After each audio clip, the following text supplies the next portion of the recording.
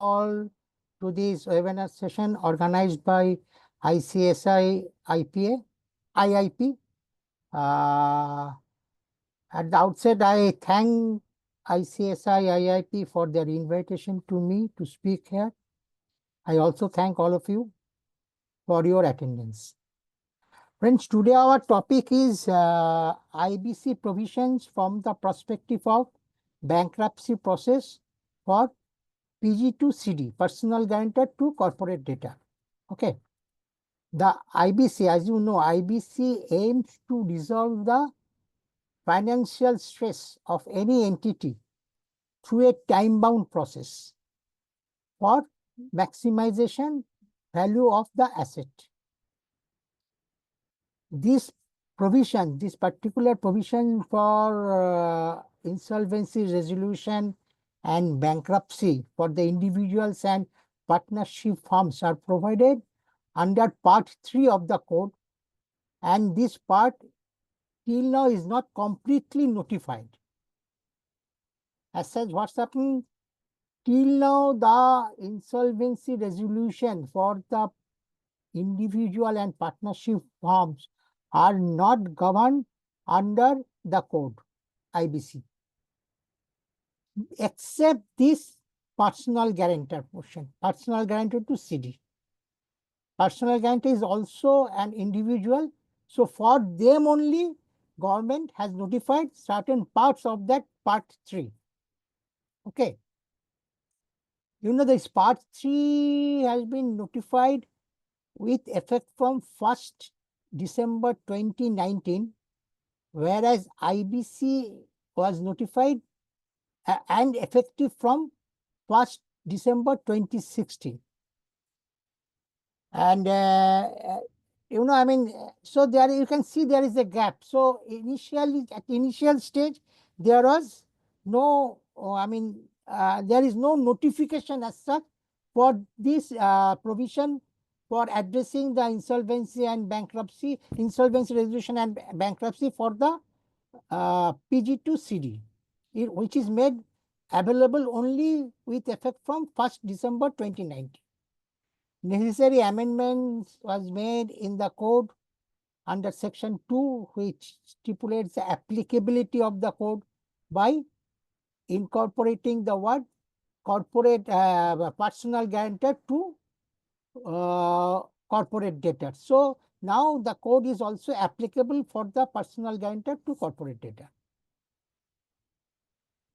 You know that section 128 of Indian Contract Act 1872 stipulates that the liability shared between a principal debtor and its surety is coexistence, barring any contract to the contrary. This is as per the provisions of the Contract Act. This principle underscores that the extent of liability is tied directly to the principal debt amount. So what's happened? The principal debt amount which the corporate debtor has is also interlinked or tied up with that of the liability for surety, for its surety. Okay.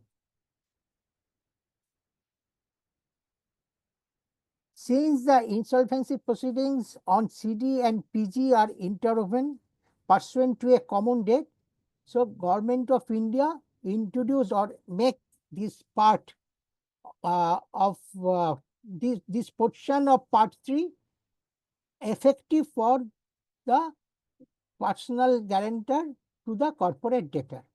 And if you see that NCLAT in their judgment for SBI versus Athena Energy Ventures Private Limited upheld these things. I mean, they also agreed for this, the introduction for interlinking the liability of the corporate debtor and that of the personal guarantor. Anyway, but this is, I mean, this process, especially the bankruptcy process, is still in its nascent stage, and we don't find much cases for the bankruptcy procedure. bankruptcy process. We'll discuss the status of the case at the end of my presentation. I have made a slide and I'll show it to you. But therefore, it requires a very deeper and clear understanding among the stakeholders about the provisions of the IBC, of the code, in perspective of the insolvency and bankruptcy resolution for the personal guarantor to corporate debtor, in order to effectively utilize the code for this purpose. So with this, I have made a presentation. Let me share with you. Only thing I request you that whenever you have any question, you please ask me. Is it visible? My skin is visible? Yes, sir, Hello? it's visible. Yes. Okay. So I request you, whenever you have any question, you please ask me, because you will appreciate that it will be, beneficial for me to answer your queries along with my slide.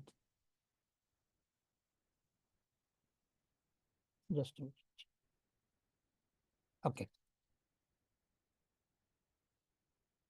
So at the beginning, I have made some disclaimer. These are the interpretation which has been made in this presentation are purely my personal interpretation and can be interpreted differently by others. Okay. And also similarly, the views also expressed here are personal, purely my personal views. And any case of any legal requirement, I suggest you kindly consult with your counsel, legal counsel for that purpose.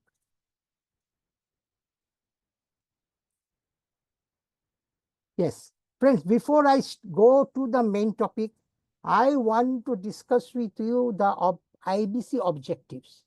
And not only for IBC, I personally believe that if you want to understand an act or law correctly, you should first read the objectives.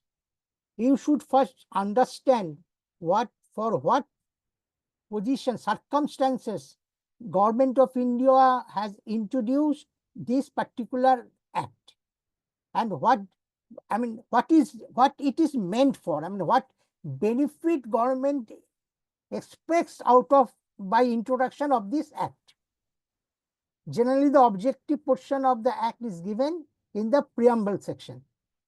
So if you see the preamble section of IBC, as its objective is it mentioned that an act to consolidate and amend the laws relating to reorganization and insolvency resolution of corporate persons, partnership firms, and individuals in a time-bound manner for maximization of value of assets of such persons, to promote entrepreneurship, availability of credit, and balance the interest of all stakeholders, including alteration in the order of priority of payment of government dues, such and such.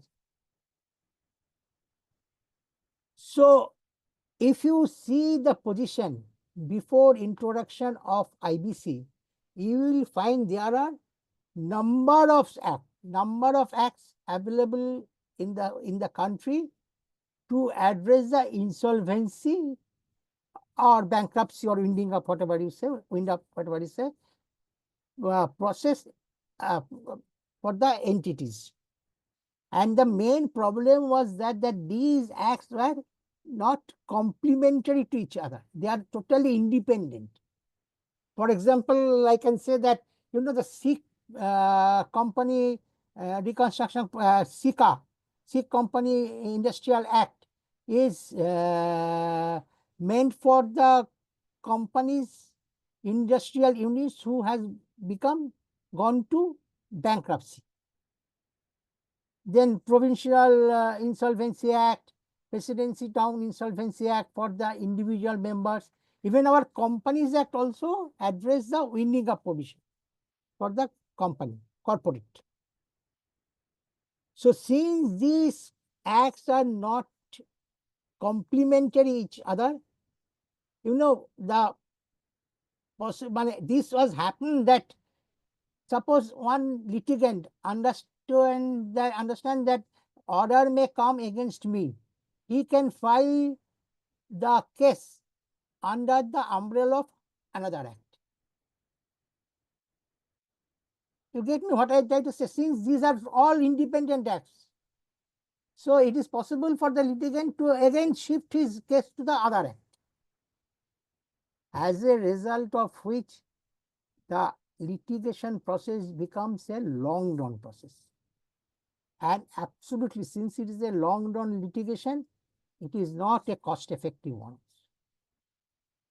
So Government of India wants to introduce an act which address all sort of insolvency within the country, a consolidated, a single act. And the main purpose of Government of India to introduce IBC because of that, so that it can address all each sort of insolvency and bankruptcy matters, and that's why the time frame becomes less and it becomes a cost effective. I think all of you are aware that, you know, World Bank published one index which is called Ease to Do Business. And because of Government of India has taken such type of initiative to ease of business, the position of Government of India has gone up significantly in that index. And this act not only, aims for ease of doing business, but also ease of exist. This is because, you know, what's happened, not all the all the industrial undertakings become sick or becomes unviable due to the malified intention of the promoter. Absolutely not. We have the example during COVID time, where lots of companies under hospitality sector became unviable because of various restrictions on travel. So through this code or through this process, the ease of exist also make very much, feasible, not very much time consuming like earlier. So these are the main objectives for which the Government of India introduced this code in the country. And as a result of which you can understand that these are the unique propositions of the code. First, it is a consolidated act, consolidated law. It addresses all sort of insolvency matters in the country. It is a time-bound process. This is the first time the time limit for completion of the process is mentioned in the law itself. Maximization assets value. Because of this, the more it takes time, less becomes the asset value. So because of the time-bound process, it maximizes the asset value. Promote entrepreneurship, credit availability, balancing interest of all stakeholders. Okay.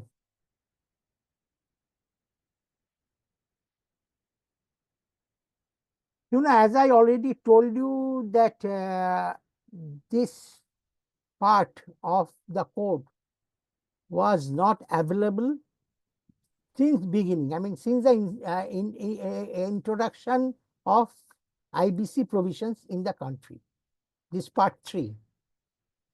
And as a result of which, at that time, these processes for the insolvency resolution or bankruptcy for the individual, or you can say PG to corporate debtor also, are governed through DRT route.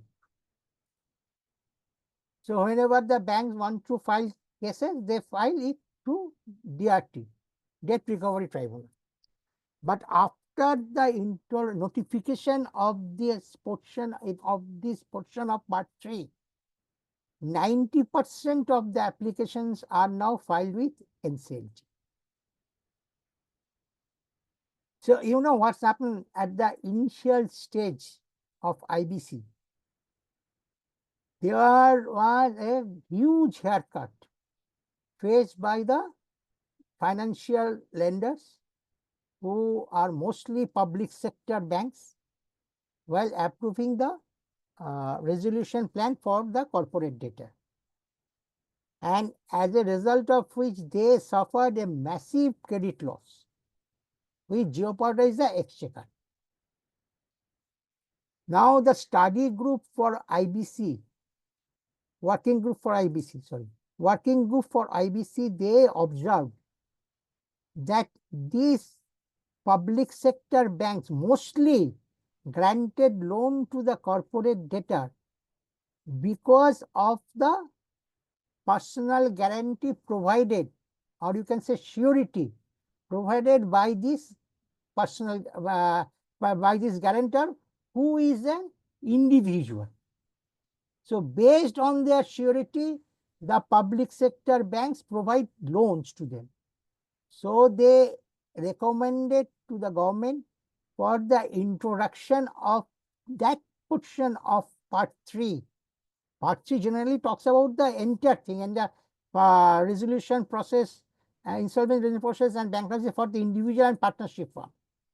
But for all practical purposes, they recommended that you introduce this part only for the personal guarantor to corporate debtor.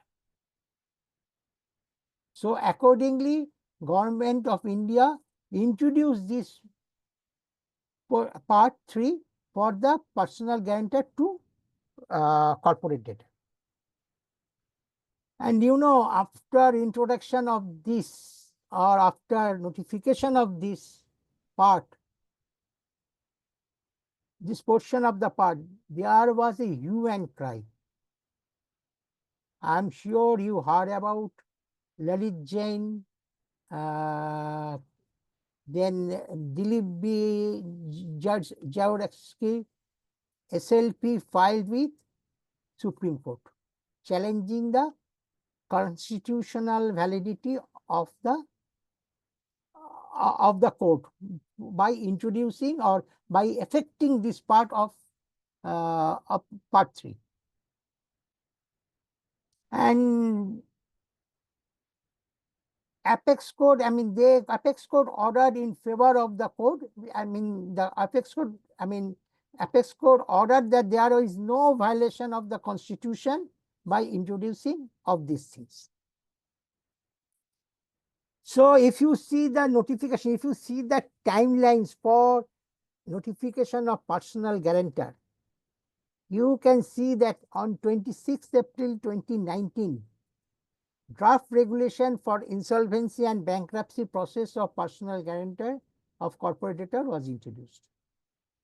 Then on 8th May 2019, draft rules for insolvency and bankruptcy process of personal guarantors for corporate debtor was introduced.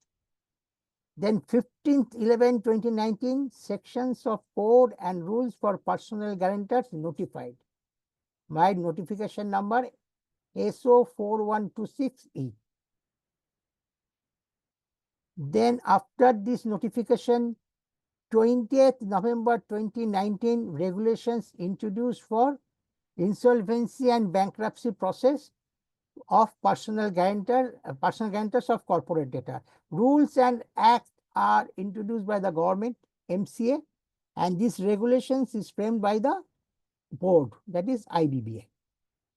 And with effect from 1st December 2019, provisions including rules and regulations became effective. So this is the time frame for introduction of Part 3 in respect to the personal guarantor.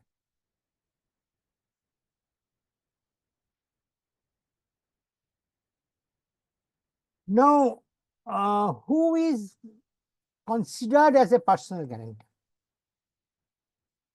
If you see Rule 3F of the Personal Guarantor Application Rules, it defines guarantor as a debtor who is a personal guarantor to a corporate debtor and in respect of whom guarantee has been invoked by the creditor. And this is a prerequisite condition for initiation of application for the resolution process for the PG2 CD. So, because of they have given the guarantee, they now becomes in the eyes of law. I have already told you regarding the provision of Contract Act. Now they have become the, in the eyes of law, the surety for that debt. You got my point? Because these, as per that provision of that contract, it is interwoven. They are interlinked. The principal amount now becomes interlinked and both of them are co-liable. That's why it is said that in guarantee invoked is the prerequisite. Remains unpaid either in full or in part. Action possible even if part amount has been received from the corporate debtor. So even if you get some money, but you are open, and that is the main objective. I also told you that since there is a huge haircut, so the working group advised or recommended for the introduction of this thing so that something can more be recovered from the assets of this personal guarantor. Circumstances under which guarantee can be invoked. Invocation as per the terms of the guarantee contract. If the guarantee contract stipulates the term, the violation of which the lender can invoke the guarantee. Or in accordance with section 126 to 147 of Indian Contract Act. Section 126 to 147, they are under chapter 8 of the Act, which deals for the indemnity and guarantee. So, as per the provisions of these sections, the guarantee can be invoked. Clear?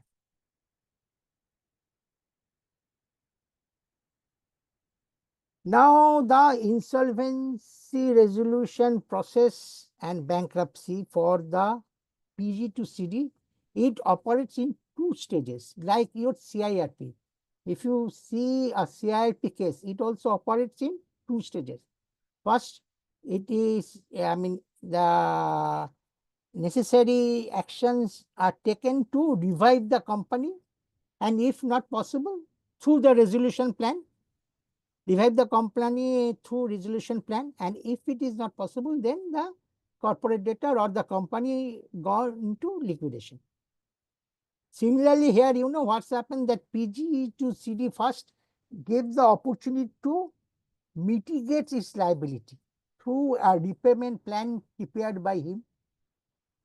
And then if it is not possible or if that repayment plan is not acceptable, then the bankruptcy process starts for that individual or that personal guarantor. So sections 94 to 120 of the code, it stipulates the first process, that insolvency resolution process for the personal guarantor. And section 121 to 178, it, and also that, that rules also there, read with the rules and regulations. And these sections 121 to 178, read with the rules and regulations, it deals with the bankruptcy process for the personal guarantors.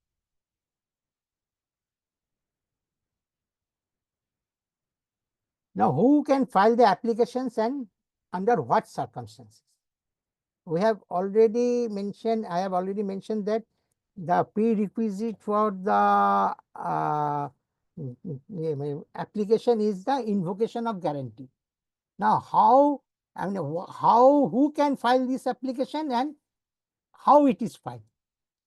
Application to adjudicating authority for bankruptcy of a debtor may be filed may be filed by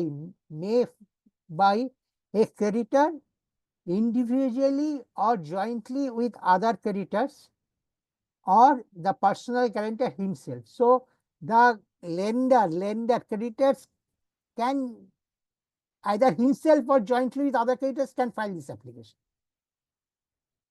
And here I want to tell you that here the creditor is the all sort of creditors, not only the financial creditors. We will come to that. Any creditor of the personal guarantor can file application before adjudicating authority for the bankruptcy process of the personal guarantor or personal guarantor himself, as I mean, like your section 10 application under CIRP. So, personal guarantor himself, if he thinks that he will not be able to, I mean, satisfy the claim against him, liability against him, not claim, sorry. The liabilities against him, he can file this application. Circumstances for filing applications are as below. When such application for bankruptcy can be made, application filed under section 94 or 95 we considered fraudulent under section 100. Under section 100. If you see section 100, in fact, it is mentioned in section 104. It mentioned that if the adjudicate, 94 application is filed by the debtor and 95 application for the insolvency resolution process is filed by the creditor. So, when a debtor filed the insolvency resolution process and when a personal guarantor filed the insolvency resolution process application under section 94, and if the adjudicating authority finds that this is done in order to defraud its creditors, because there are a number of things that they got the moratorium, all these things. So, if the adjudicating authority finds that this is done in order to defraud its creditors, it rejects the application and allow its creditors to file the bankruptcy. So, the first circumstances where it is rejected and for the fraudulent purpose. Second point bullet is repayment plan submitted under section 114 is rejected by adjudicating authority.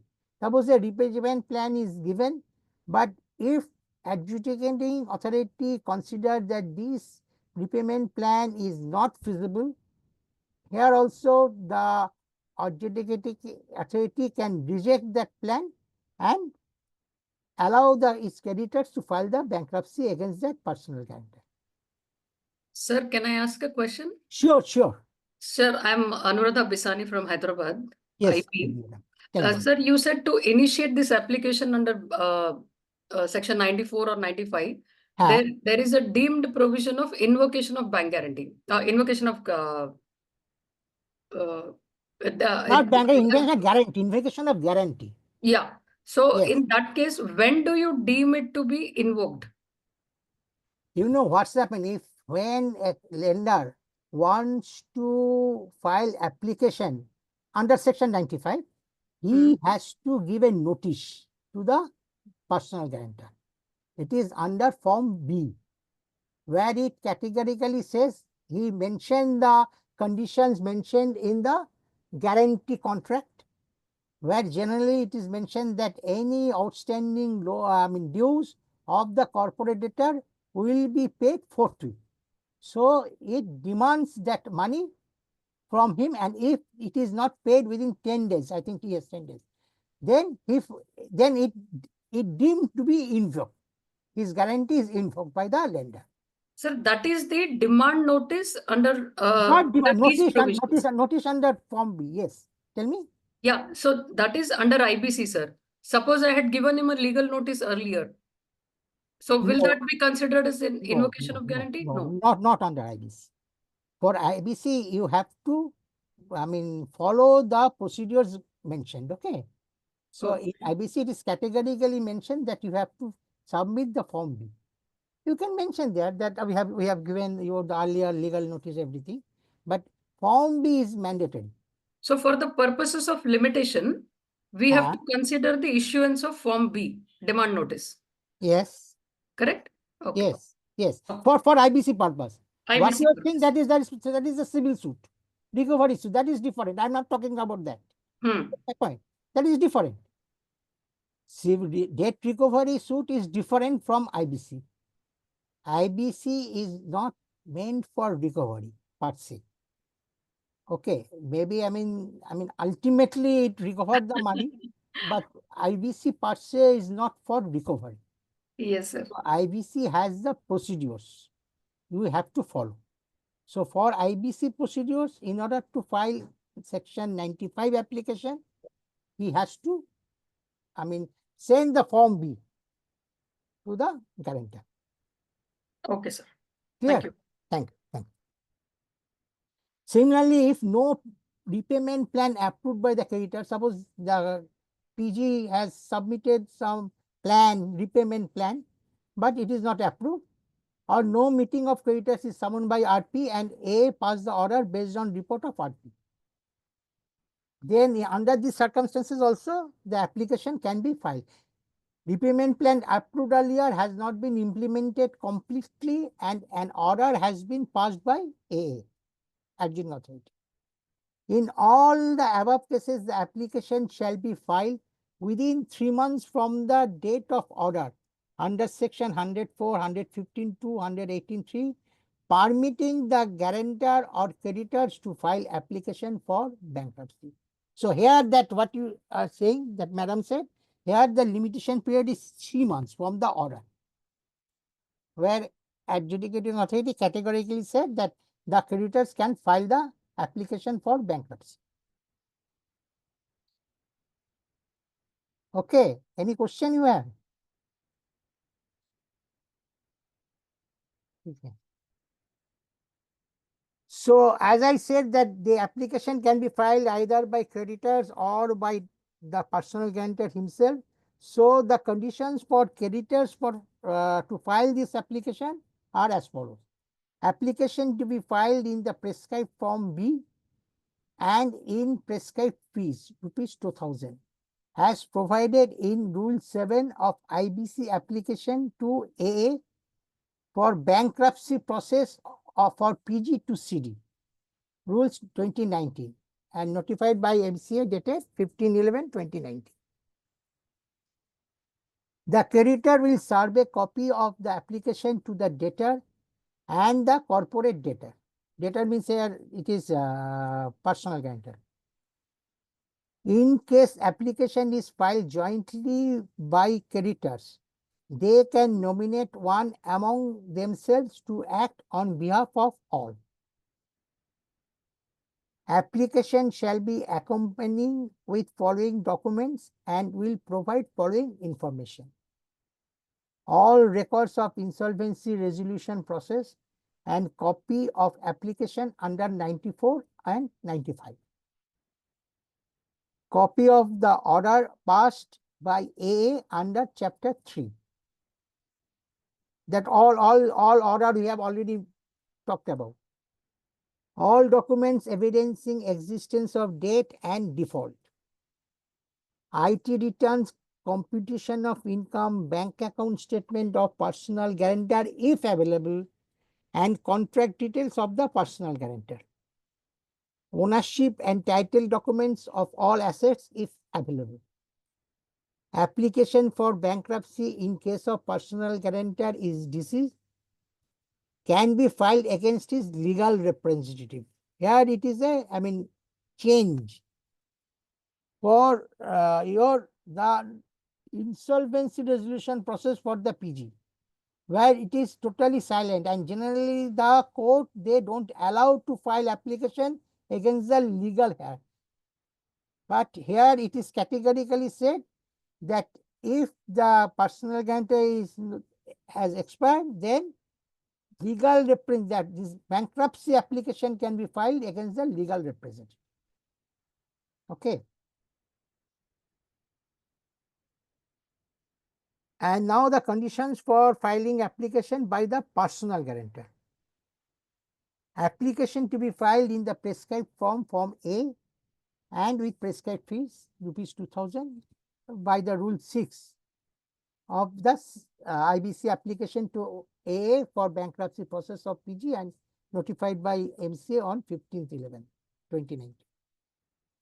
Guarantor will serve a copy of the application to every creditor and corporate debtor. So here the responsibility of the personal guarantor to serve a copy of his application to all creditors. Application shall be accompanying with the following documents and will provide following information. All records of insolvency resolution process, including all orders passed by adjudicating authority and copy of application under section 94 or 95. All documents evidencing existence of debt and default. IT returns, computation of income, bank account, personal guarantee contract. So since it is now filed by the guarantor, so it is not mentioned if available. Personal guarantor is bound to submit this IT returns, computation of income, bank account statement, along with his application. Statement of affairs made up to a date not earlier than 2 days from the date of application. Ownership and title documents of all assets. So these all documents the personal guarantor has to file along with his application.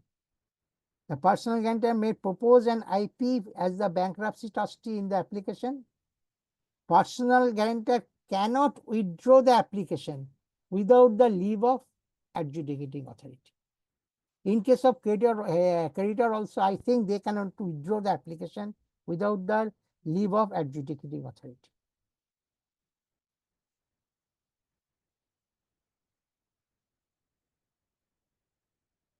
So now once the application is filed, then what's happening? When an application is filed, an interim moratorium shall commence on the date of making the application. That's like your insolvency process for the personal guarantor. They are also you see, I think 96.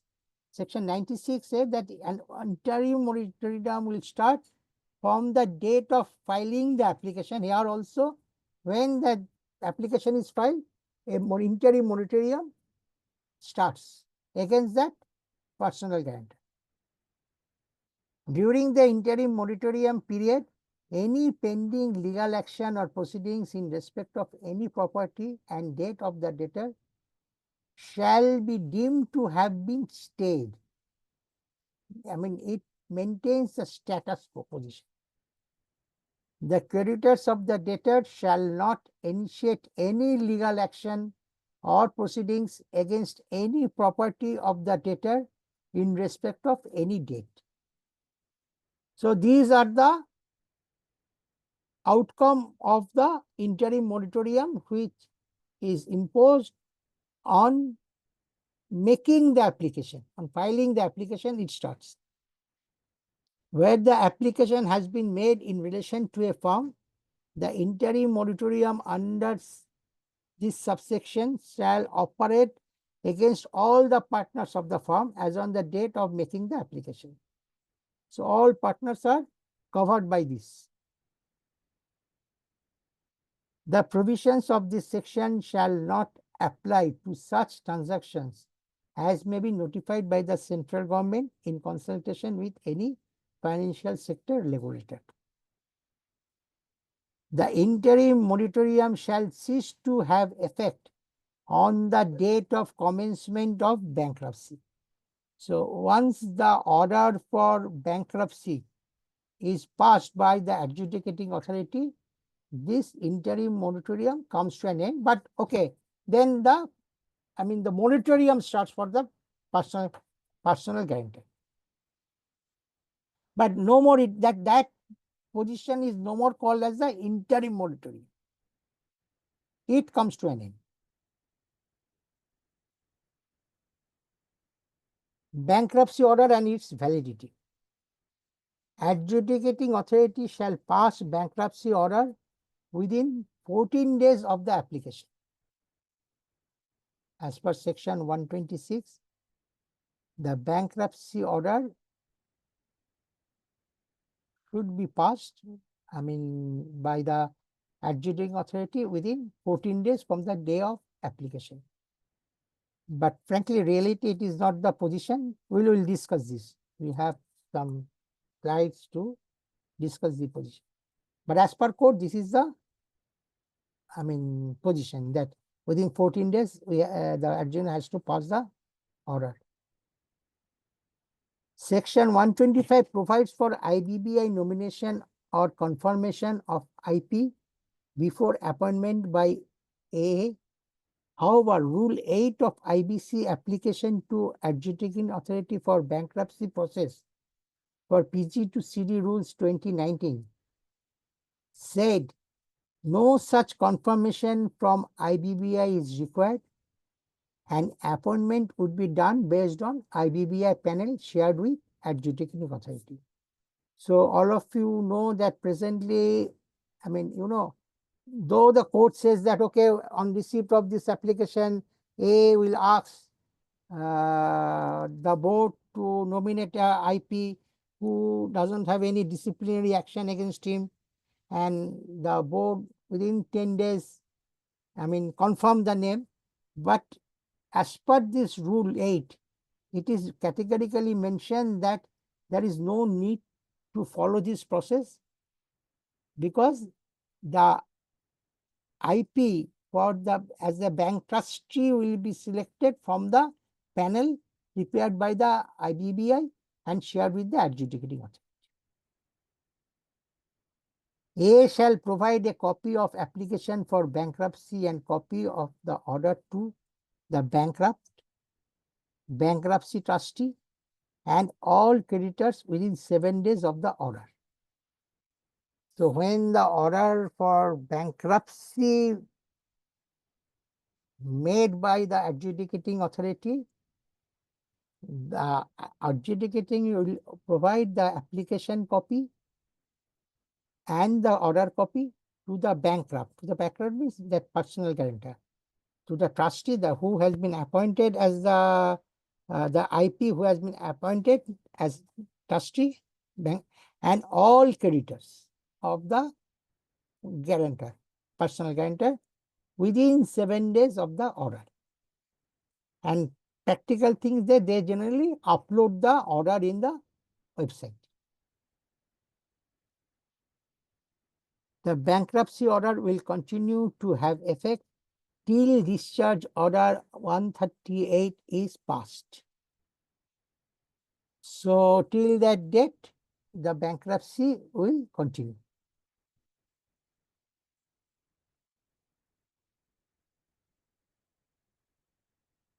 Effects of bankruptcy order. On the passing of bankruptcy order, the estate of the bankrupt shall vest with bankruptcy trustee. It is very much similar to that liquidation. Now you can understand that, when the liquidation order passed, entire thing, all assets of the corporator vest with the liquidator. Similarly, here also, all the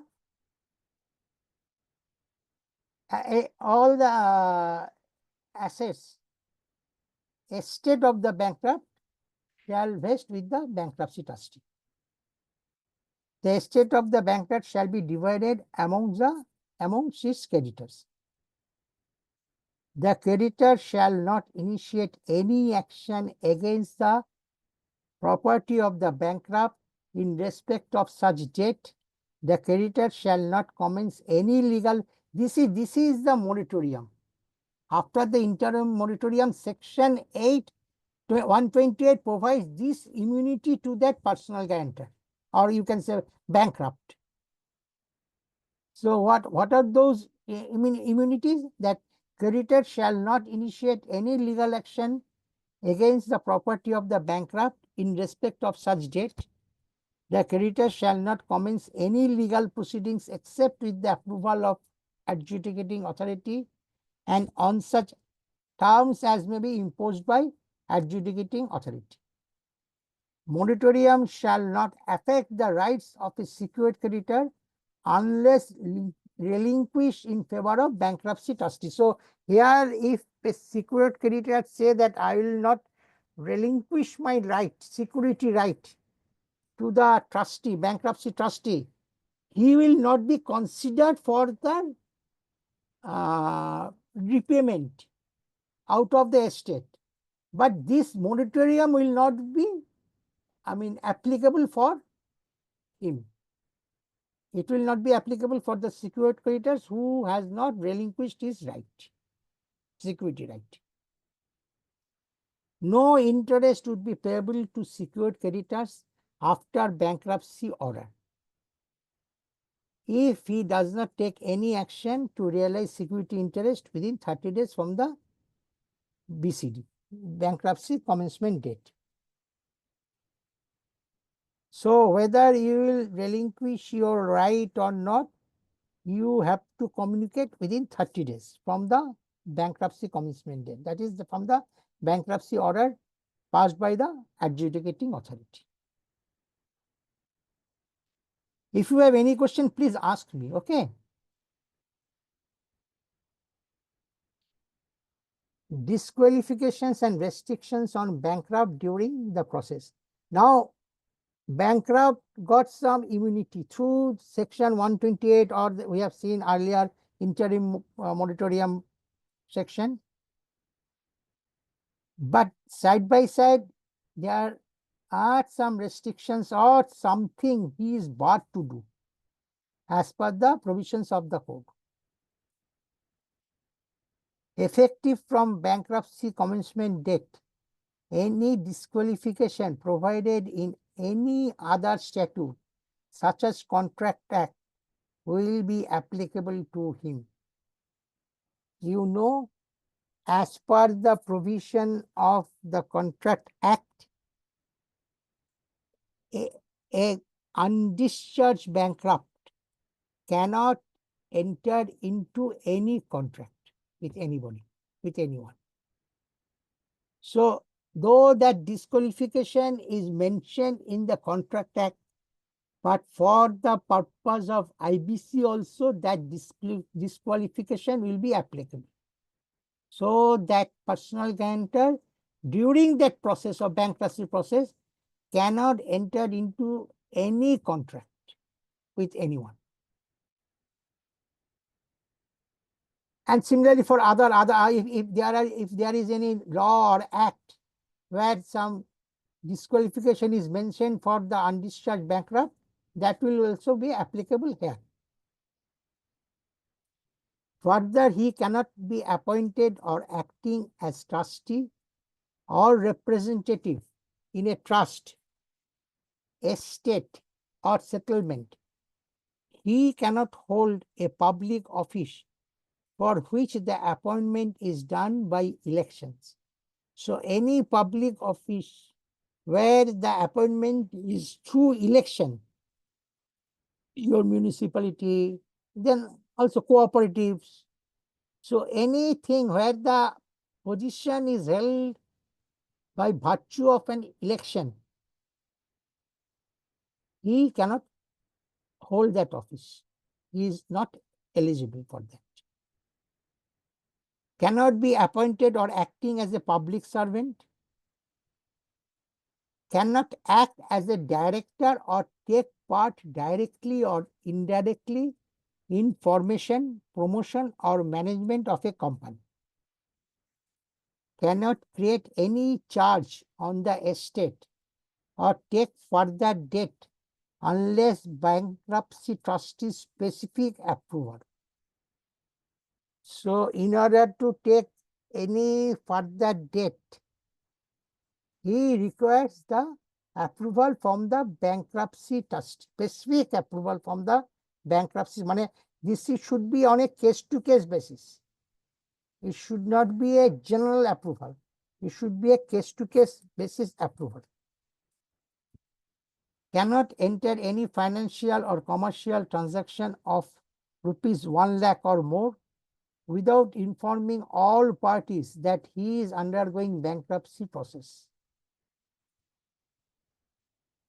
Cannot travel overseas without specific approval of A.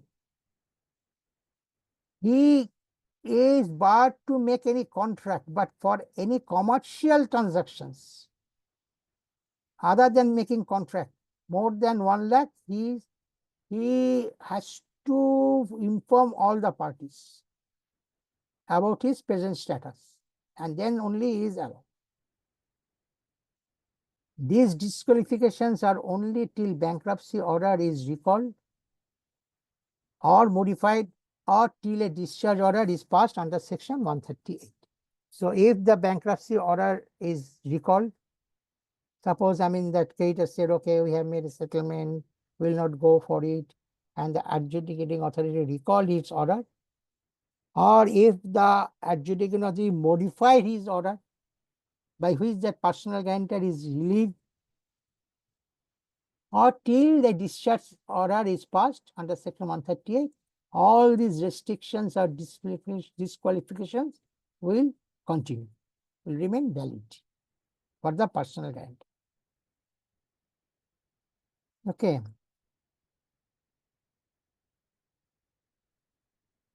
Now, public notice inviting claims from the creditors. So, order is passed. We have seen the effect of the order, and also we have seen what are the restrictions there for the bankrupt, personal guarantor bankrupt, and now the procedures of running the bankruptcy process. So, first of all, you have to make a public notice. According to section 130, the A, adjudicating authority, generally as per the code, it is mentioned the responsibility of adjudicating authority, but in its order, the adjudicating authority generally advise the bankruptcy trustee to make this advertisement. Send notices within 10 days of the bankruptcy commencement date to the creditors mentioned in the statement of affairs. This is done by this A part is done by adjudicating authority. I just now said about the B part, point number B. So, according to point number A, send notices within 10 days of the bankruptcy commencement date to the creditors mentioned in the statement of affairs submitted by the bankrupt, or the application of bankruptcy submitted by the bankrupt. So, when bankrupt submits its application, the name of the creditors are mentioned. So, adjudicating authority, send the notice to all of them for inviting claim, for their claim. Issue a public notice inviting claims from the creditors in Form C. This part generally they advise the bankruptcy trustee to do.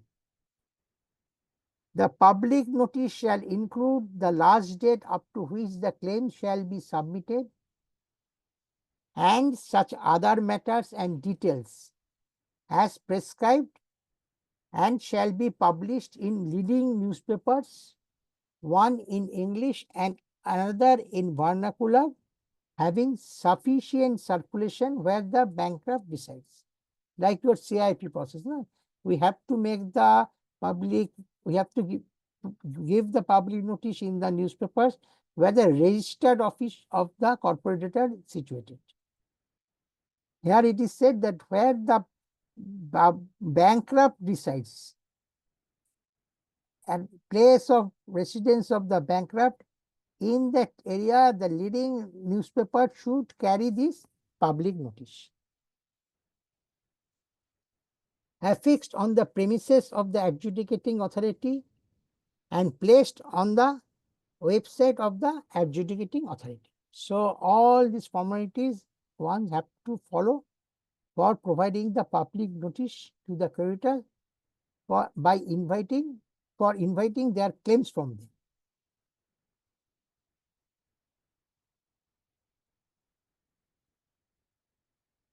Now, once you receive the claims, how the registration of claims, how the claims are registered. And this is mentioned under section 131 and regulation 14 to 19 of IBBI, insolvency resolution process for the bankruptcy process for the personal guarantor to corporate debtor. Creditors to file claims within 7 days from the date of notice in Form F,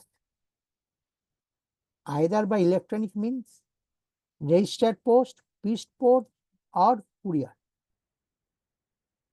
They can also file claims till the final dividend is declared under section 176.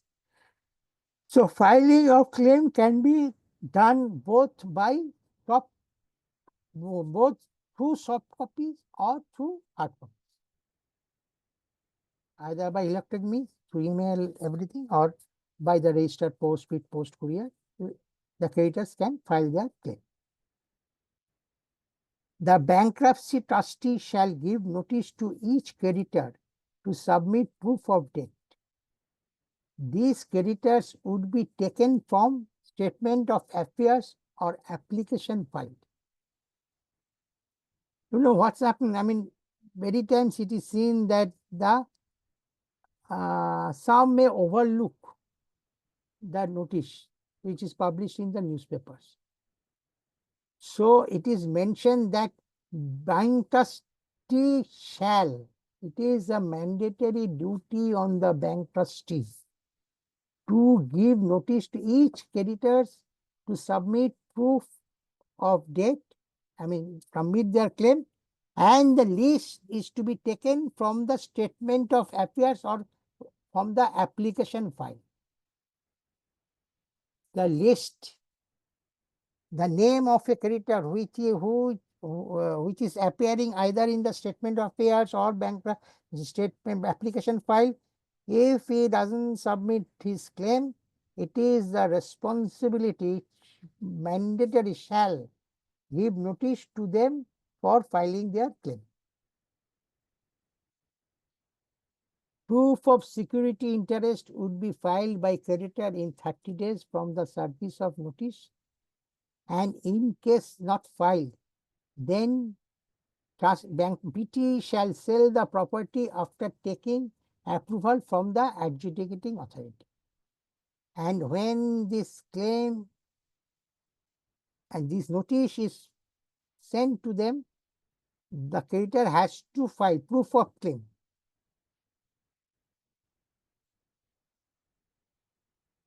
Proof of security interest within 30 days.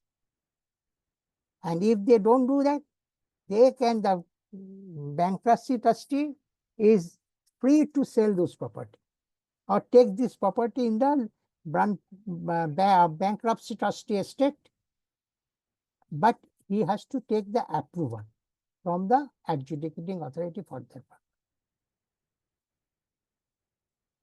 Claim form is also asking for information about the assets, business locations, family, etc. of the bankrupt, with the object to collect the information from all known. So that Form F, if you see that Form F, it also asks for the information related to the assets of the bankrupt. Because you know, here the bankrupt is responsible to pay its entire liability through its assets, which are not excluded assets. So getting information for those assets, I mean, really it is a Herculean task. I mean, you have to have the proper information for that. So when the claim form is also asking from the creditors, because maybe some banks have various information. They took various documents from the guarantor or from the corporate debtor related to the personal guarantor. So the claim forms ask for the assets, business locations, family, etc. to collect the more information which is known to them. all expenses for submission or substantiation of claims to be borne by the claimants. So here the claimants has to borne with the expenses for filing the claim.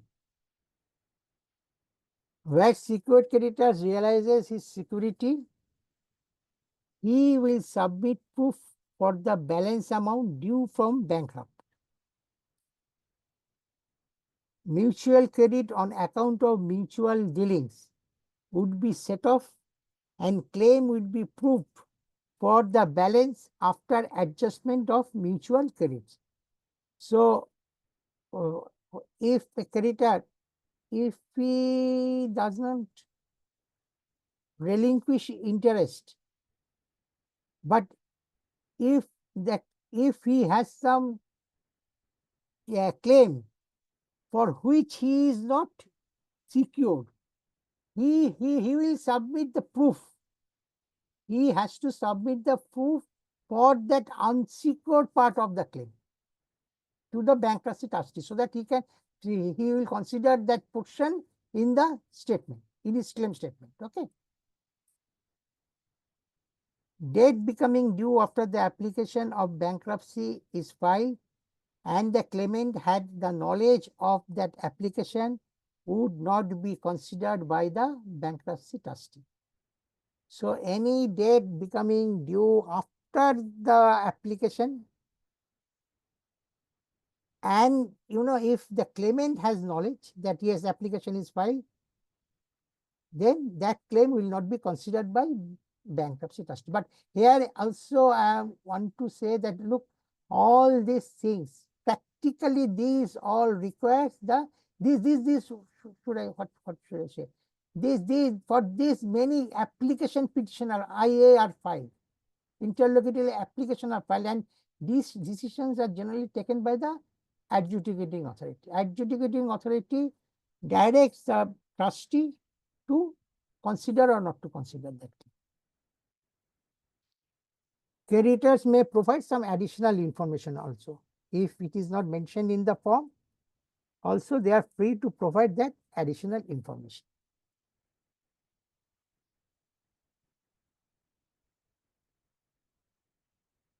Preparation of list of creditors and committee of creditors. The bankruptcy trustee shall, within 14 days from the bankruptcy commencement date, prepare a list of creditors of the bankrupt on the basis of the information disclosed by the bankrupt in the application for bankruptcy filed and the statement of affairs and claims received by the bankruptcy trustee. So within 14 days from the bankruptcy commencement date, that is the adjudicating authority order date, the trustee has to prepare the list of creditors on the basis of either application or the statement of affairs or the claims received by him through the notice.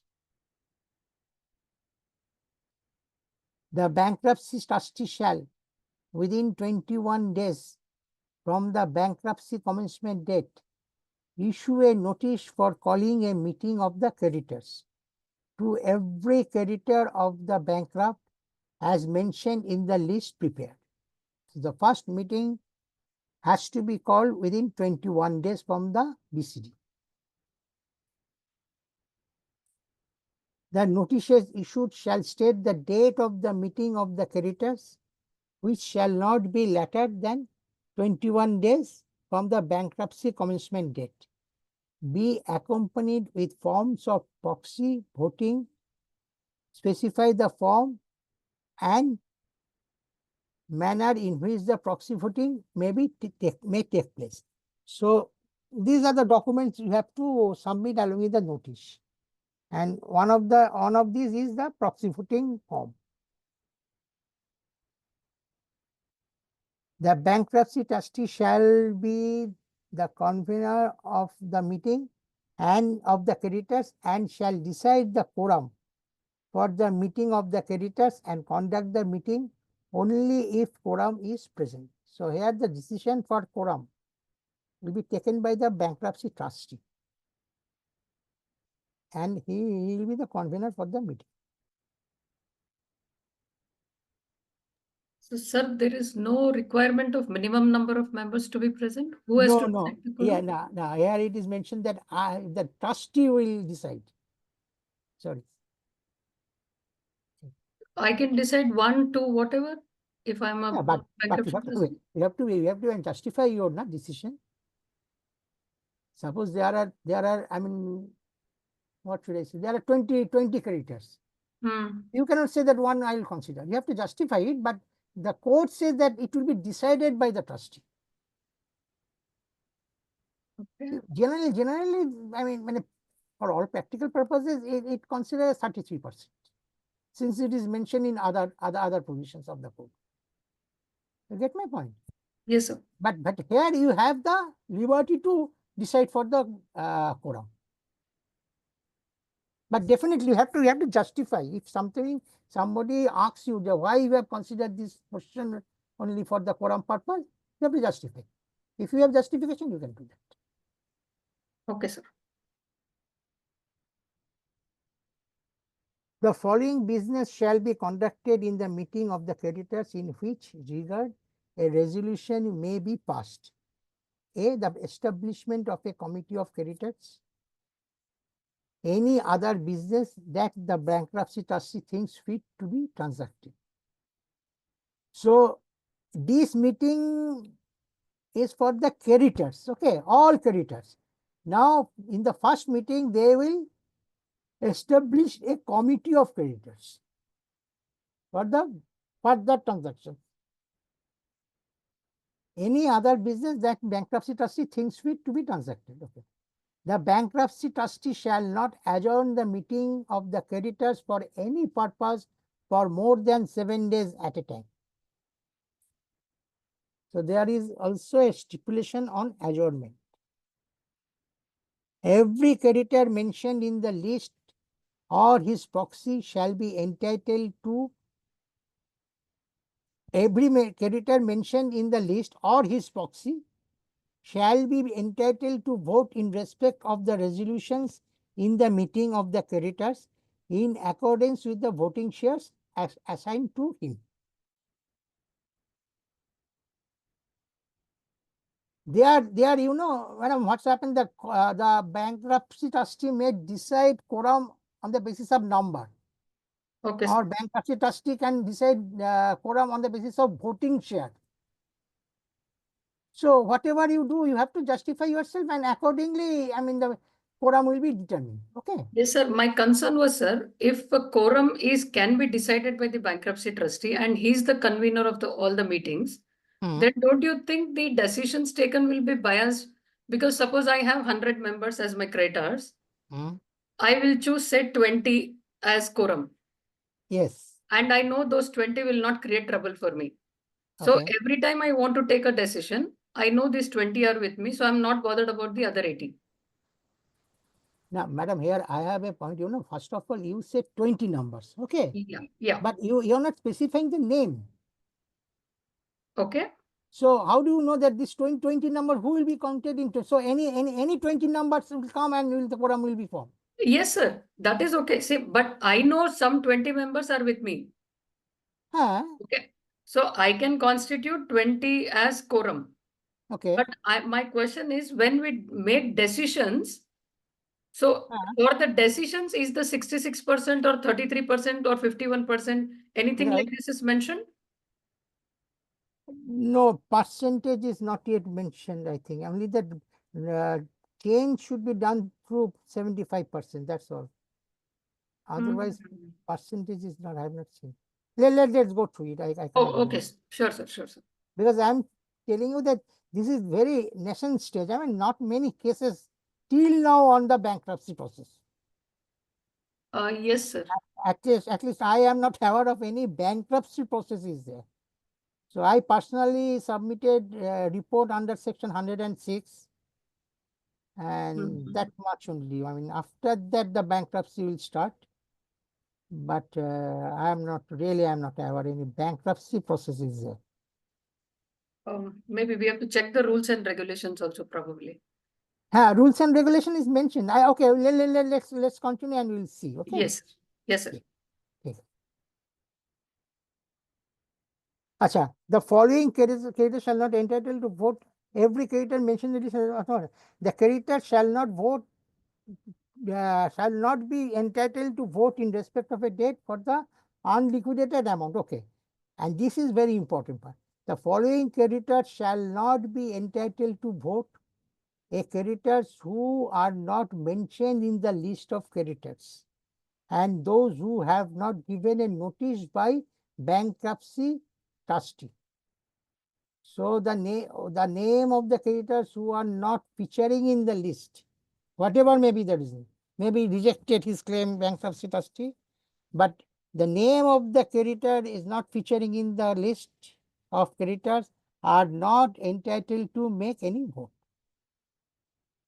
give any vote, or the creditors who are the associate of the bankrupt. So they also cannot give vote.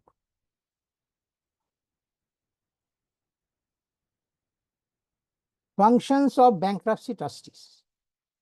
The bankruptcy trustee shall perform the following functions. A.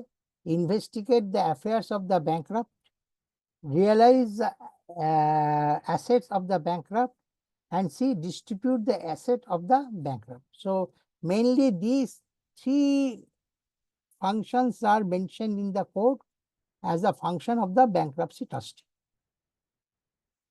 For the purpose of performing his functions, the bankruptcy trustee may, by his official name, hold property of every description, make contracts, sue and be sued, entered into engagement in respect of the estate of the bankrupt, employ persons to assist him, execute any power of attorney, deed, or other instrument, and do any other act which is necessary or expedient for the purposes of or in connection with the exercise of his rights.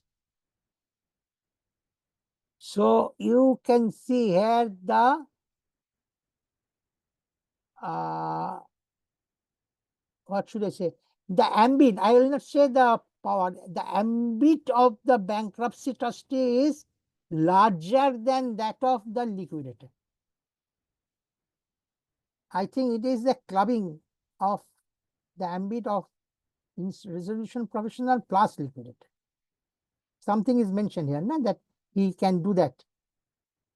Employ persons to assist him, execute any power of attorney, deed, or other instrument, make contracts. So these are the things the bankruptcy trustee can undertake while discharging his functions. The bankruptcy trustee may, while discharging his functions, sell any part of the estate of the bankrupt, give receipts for any money received by him, prove, rank, claim, and draw a dividend in respect of such debts due to the bankrupt as are comprised in his estate, where any property comprised in the estate of the bankrupt is held by any person by way of pledge or hypothecation, exercise the right of redemption in respect of any such property, subject to the relevant contract by giving notice to the said person. Where any part of the estate of the bankrupt consists of securities in a company or any other property which is transferable in the books of person, exercise the right to transfer the property to the same extent as the bankrupt might have exercised if exercise it if he had not become bankrupt. Deal with any property comprised in the estate of the bankrupt to which the bankrupt is beneficially entitled in the same manner as he might have dealt with. So for all practical purposes, bankruptcy trustee is empowered, is entrusted with the I mean power for discharging his functions, which is at par with that bankrupt itself, had he not become bankrupt. So what in short, what a normal individual does with his property, with his estate, the bankrupt can do the same, can do the same thing while discharging his function. Any point you have? Because this is very important. And if you become the bankrupt, appointed as a bankruptcy trustee, you have to keep these things everything very clearly in your mind for proper discharging your function. Okay.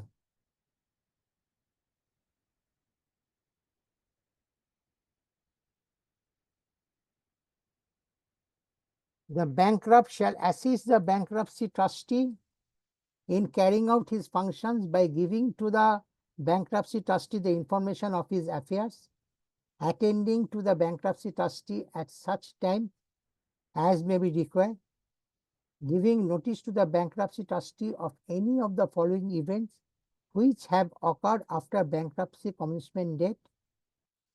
What are the?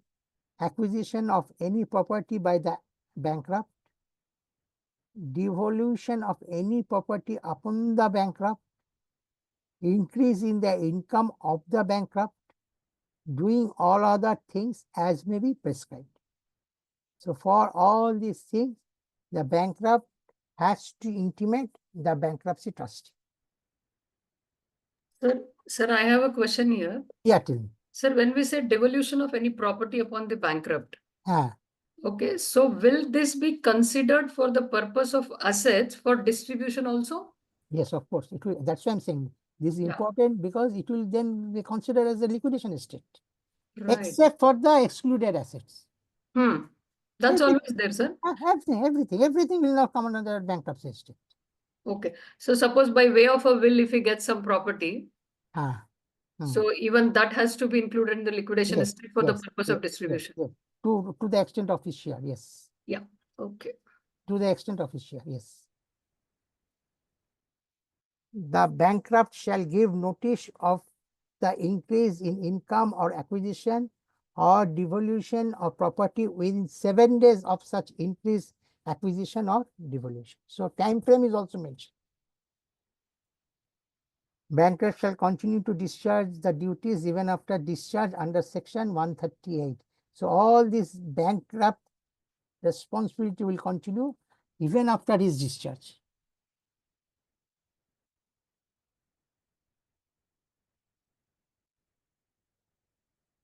Approval of creditors for certain acts.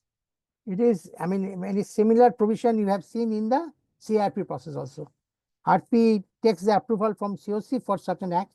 Here also code stipulates certain acts for which the bankruptcy trustee takes the approval from the creditors.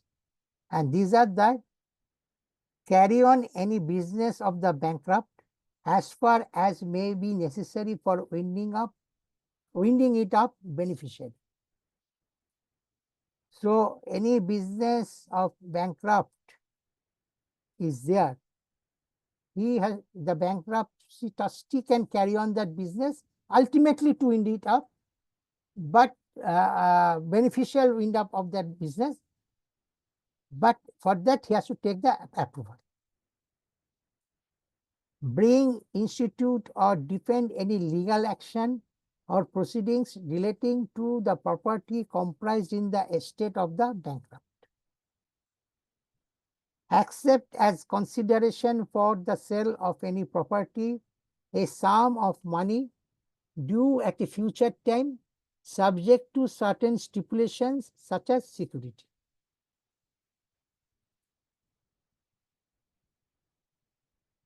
Mortgage or pledge any property for the purpose of raising money for the payment of the debts of the bankrupt.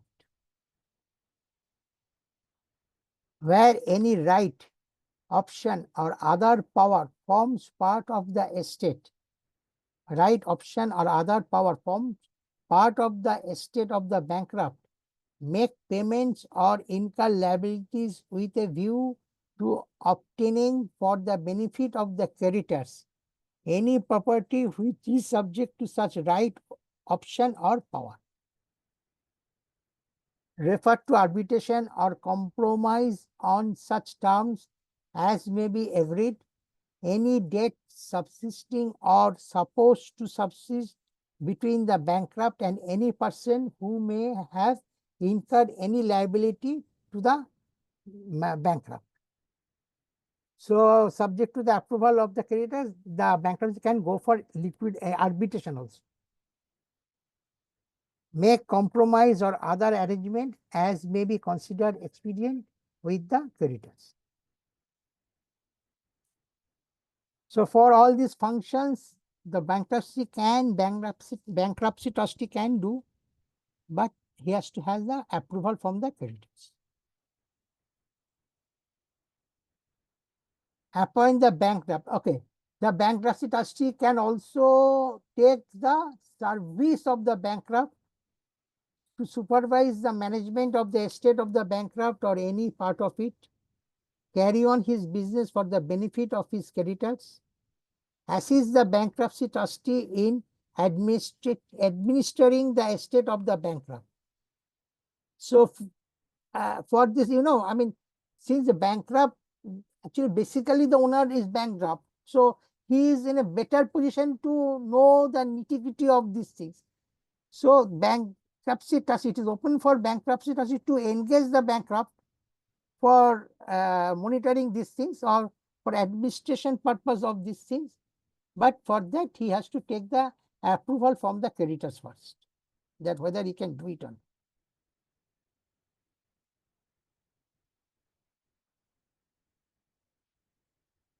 Now, this here we will discuss this section 155. It talks about what comprises the bankruptcy trustees. You can remember there is a section 66 in the code, which also talks about the liquidation estate. Here, section 155 talks about the bankruptcy estate. What are the assets constitute for the purpose of distribution? The section 155 stipulates that the estate of the bankrupt shall include all property belonging to or vested in the bankrupt at the bankruptcy commencement date. Okay.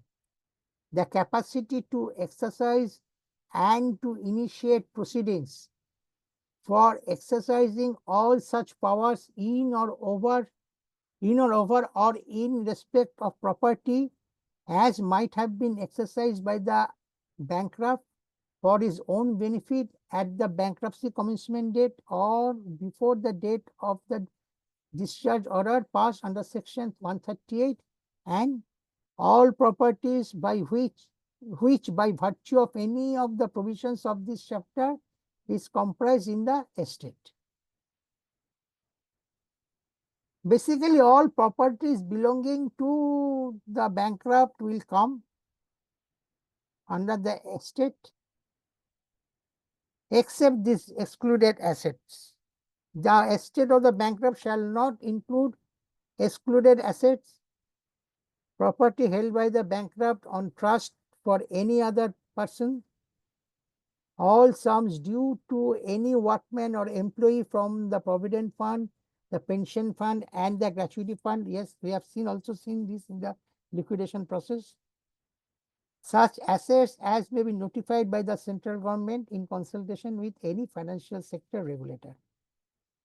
So, barring these assets, everything will come under the bankruptcy estate for distribution purpose.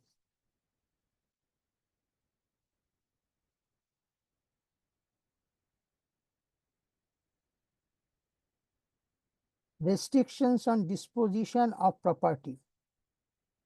Any disposition of property made by the debtor, debtor means bankrupt, during the period between the date of filing of the application of the bankruptcy and the bankruptcy commencement date shall be void. So you cannot, if you see that interim moratorium, this particular provision was not there. So here restrictions on disposition of property by virtue of this section, it is said that any disposition of property from the date of filing up to the date bankruptcy commencement date is not, it shall be considered as void. Any disposition of property made as aforesaid shall not give rise to any right against any person in respect of such property, even if he has received such property before the bankruptcy commencement date, in good faith, for value, and without notice of filing the application for bankruptcy. So even if it is done in good faith and he paid for it, he has no knowledge, such type of disposition of property will become void as per the provision of the code. Okay. For the purpose of this section, the term property means all property of the debtor, whether or not it is comprised in the estate of bankrupt, but shall not include property held by the debtor in trust for any other person. So nothing, I mean, even if it is an excluded asset, he cannot dispose that asset within this time.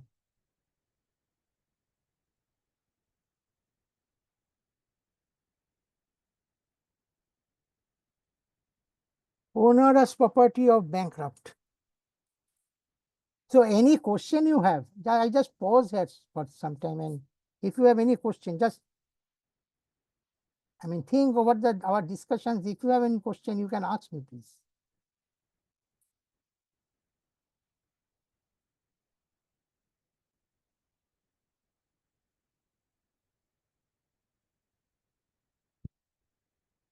Okay. Onerous property of bankrupt. So what are the onerous property? Onerous properties are any unprofitable contract, unsellable property, not readily sellable property, property which might give rise to a liability or claim. So all these things are considered as the onerous property. And in case of onerous property of the bankrupt, bankruptcy trustee may disclaim such property after giving at least 7 days prior notice to bankrupt or any person interested in such property. He can say that, look, I am not responsible for this. This unsellable property, this unprofitable contract, or the property which may give rise liability or claim, I am not responsible. And for this purpose, he has to give at least 7 days prior notice to the bankrupt or to the person who is interested, the other party. The notice to bankrupt or any other person shall consist of particulars of property and details of interest persons. Bankruptcy trustee requires permission of COC for such disclaimer. Here also he has to take the permission from the committee of creditors, whether he can do it. He can call it as the onerous property.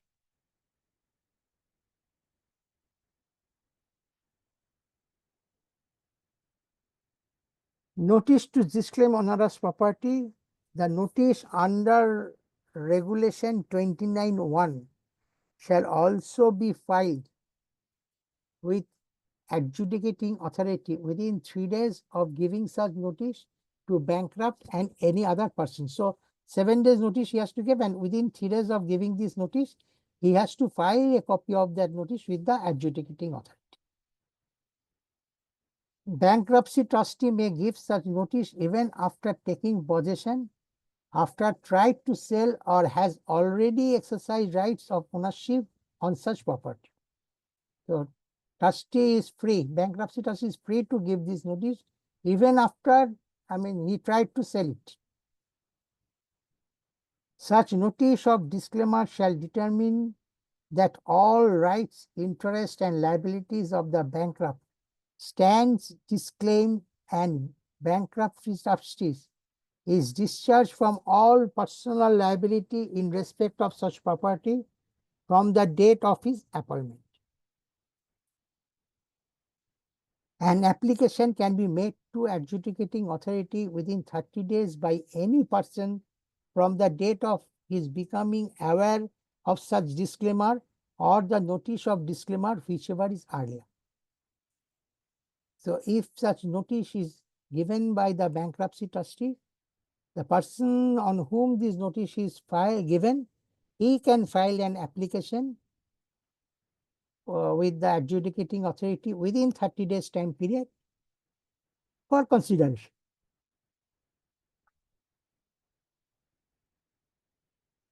Any person suffering any loss by virtue of this disclaimer shall become a creditor of the bankrupt. And if this notice is given, and for that purpose, if a person suffers some loss, he will become a creditor to the extent of that law. A person interested in the onerous property can apply to bankruptcy trustee requiring him to decide if he want to disclaim or not, and the decision is required by bankruptcy trustee in 7 days. Now what's happened if somebody is interested in this property which is considered as onerous property by the bankruptcy trustee, he can write to bankruptcy trustee for, reconsider it, whether he really wants to disclaim these properties or not, because he is interested to purchase. And bankruptcy trustee has to communicate his decision within 7 days to that party. Property which cannot be disclaimed as onerous shall form part of the bankruptcy estate. Okay, they are all other assets. So only the onerous property will not form part of the estate.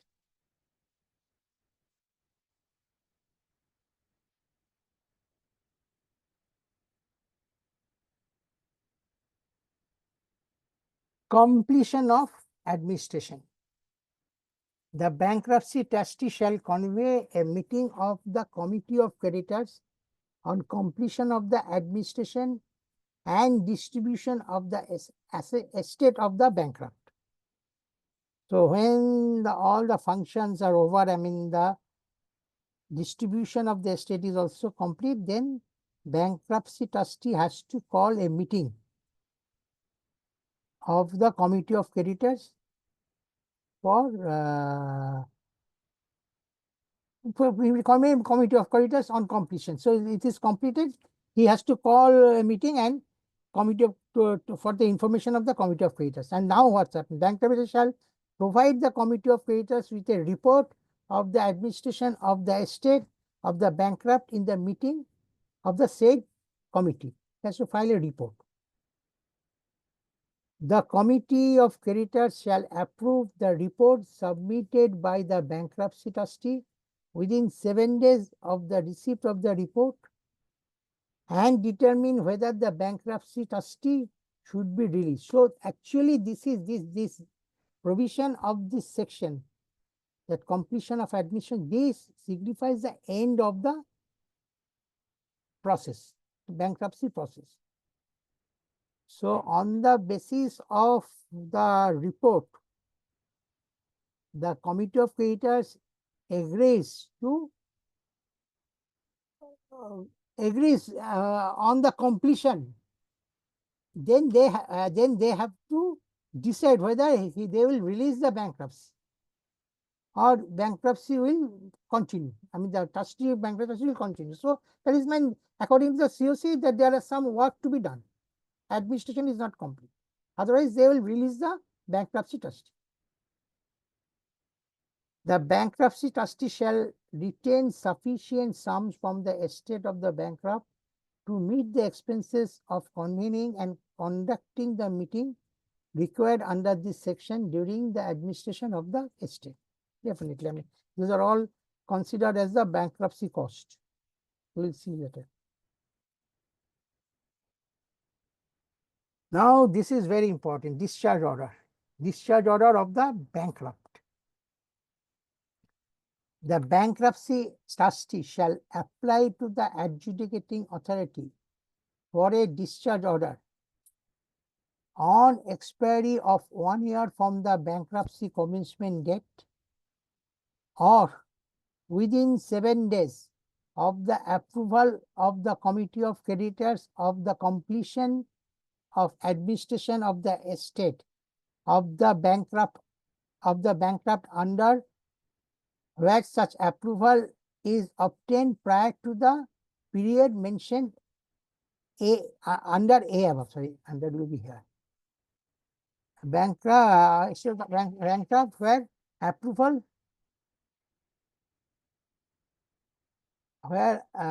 such approval is obtained prior to the period mentioned under A above. So, friends, for all practical purposes, the bankrupt is to be discharged within 1 year from the bankruptcy commencement date. It is irrespective of the fact whether your administration is, that's why it is said that the responsibility of bankrupt to provide all this information will continue even after discharge of him. So, after 1 year of the bankruptcy commencement date, the bankruptcy trustee has to apply to adjudicating authority for discharging the bankrupt from his present status. So, in other words, after 1 year, from the commencement date, bankruptcy commencement date, all the disqualification and restrictions upon the bankrupt will be over. He will be a free man. And that is the, I mean, what should I say? That is the beauty of this code, that because you become a phoenix, you become a new man.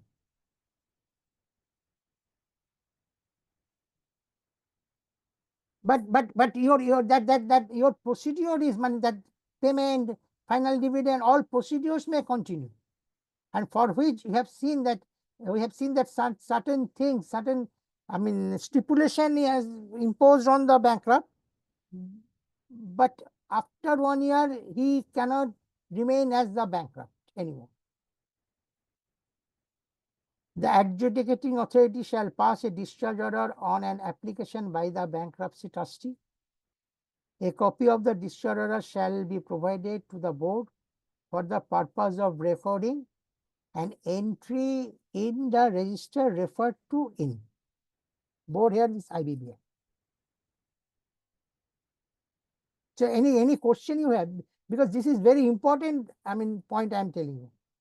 This is a very, very important provision in the code which stipulates the discharge of the bankrupt.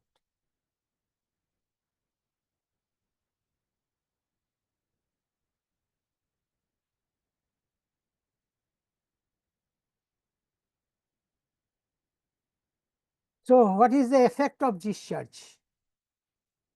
The discharge order shall release the bankrupt from all the bankruptcy debt, provided that, because by this time you have to have your estate, you have to either you have to complete the administration, paying all your creditors, or may some work is still going on, but he is I mean released from all his bankruptcy debt. Am I clear? Because he has given everything. What he is supposed to give, he has provided everything for discharging his debt, for payment of his debt. That's why he is discharged. Provided that discharge shall not affect the function of the bankruptcy trustee, which what I have just now told. It may continue, but after 1 year, the bankrupt will be discharged. Affect operations of the provisions of chapter 4-5 of the part 3.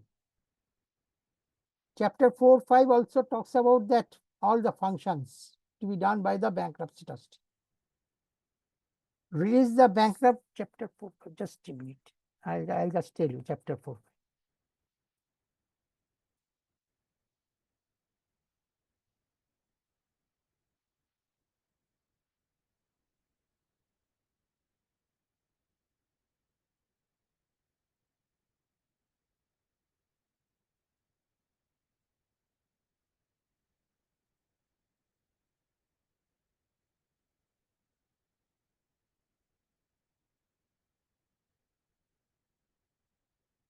Chapter 4 talks about the bankruptcy order for the individuals and the partnership firms.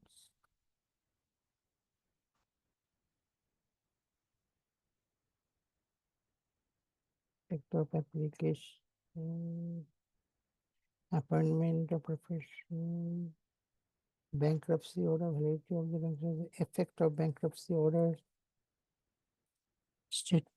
statement of financial position that will remain valid, public notice also definitely yes, registration of the, and chapter 5 is I think the administration. Chapter 5 is the administration and distribution of the estate of the bankrupt. So all the main functions of the bankruptcy trustee will not be affected on the discharge of the bankrupt. Release the bankrupt from any debt incurred by means of fraud or breach of trust to which he was a party. This is very important. And discharge the bankrupt from any excluded debt. So if any fine penalty imposed by the statutory authority, he will also be discharged. And the payment to the statutory authority will be looked after by the estate, which is gathered by the bankruptcy trustee. So he is no more responsible for payment, excluded debt. He is discharged from the excluded debt also. So this is the effect of discharge. I am sure that you understand what I am telling to you. So I request you, if you have any question, you can ask me, please. I am clear to you, I believe.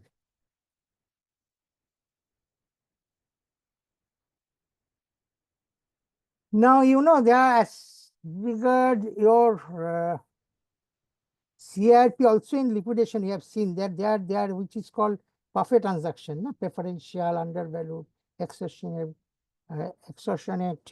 fraudulent transactions, avoidant transactions, in short. So, undervalued transactions,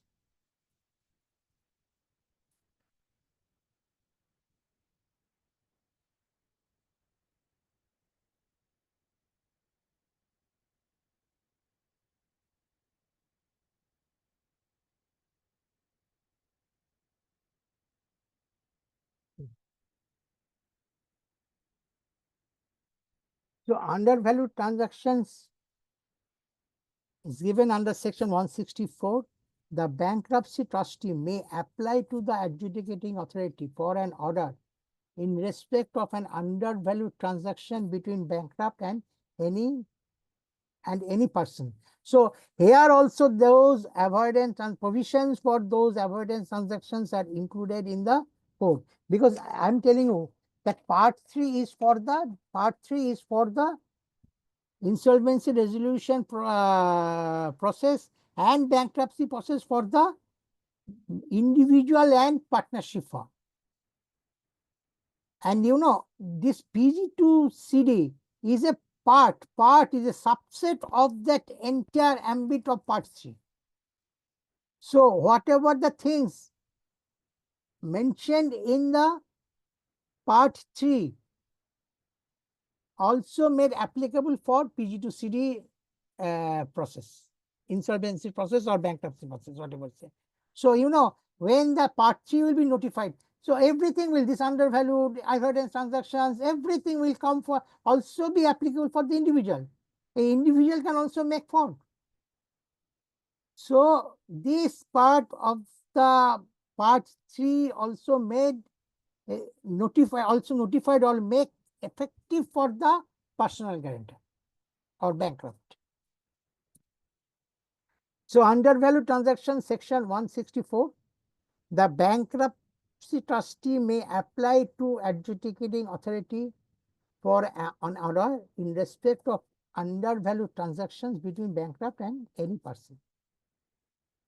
The undervalued transaction referred to should have been entered into during the period of 2 years ending on the filing of the application for bankruptcy and caused bankruptcy process to be triggered. So here the definition of undervalued transaction is given, that this sort of transaction should be entered during a period of 2 years ending on filing of application. So filing application, say 2 years, from filing application to 2 years. And not only that, such type of undervalued transaction should trigger the process of bankruptcy. This contributes one element for the bankruptcy of the personal guarantor. He becomes personal guarantor because he couldn't pay the debt, isn't it? As a surety to the lender, corporate of the lender of the corporate borrower. So that bankruptcy is triggered by this action. A transaction between a bankrupt and his associate entered into during a period of 2 years preceding the date of making of the application for the bankruptcy shall be deemed to be an undervalued transactions under this section. So if anything is done with the associate, 2 years is the look down period.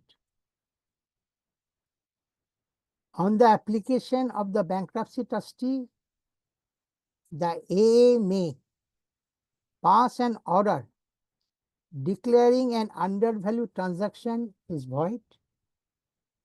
So that adjunct category says the transaction is not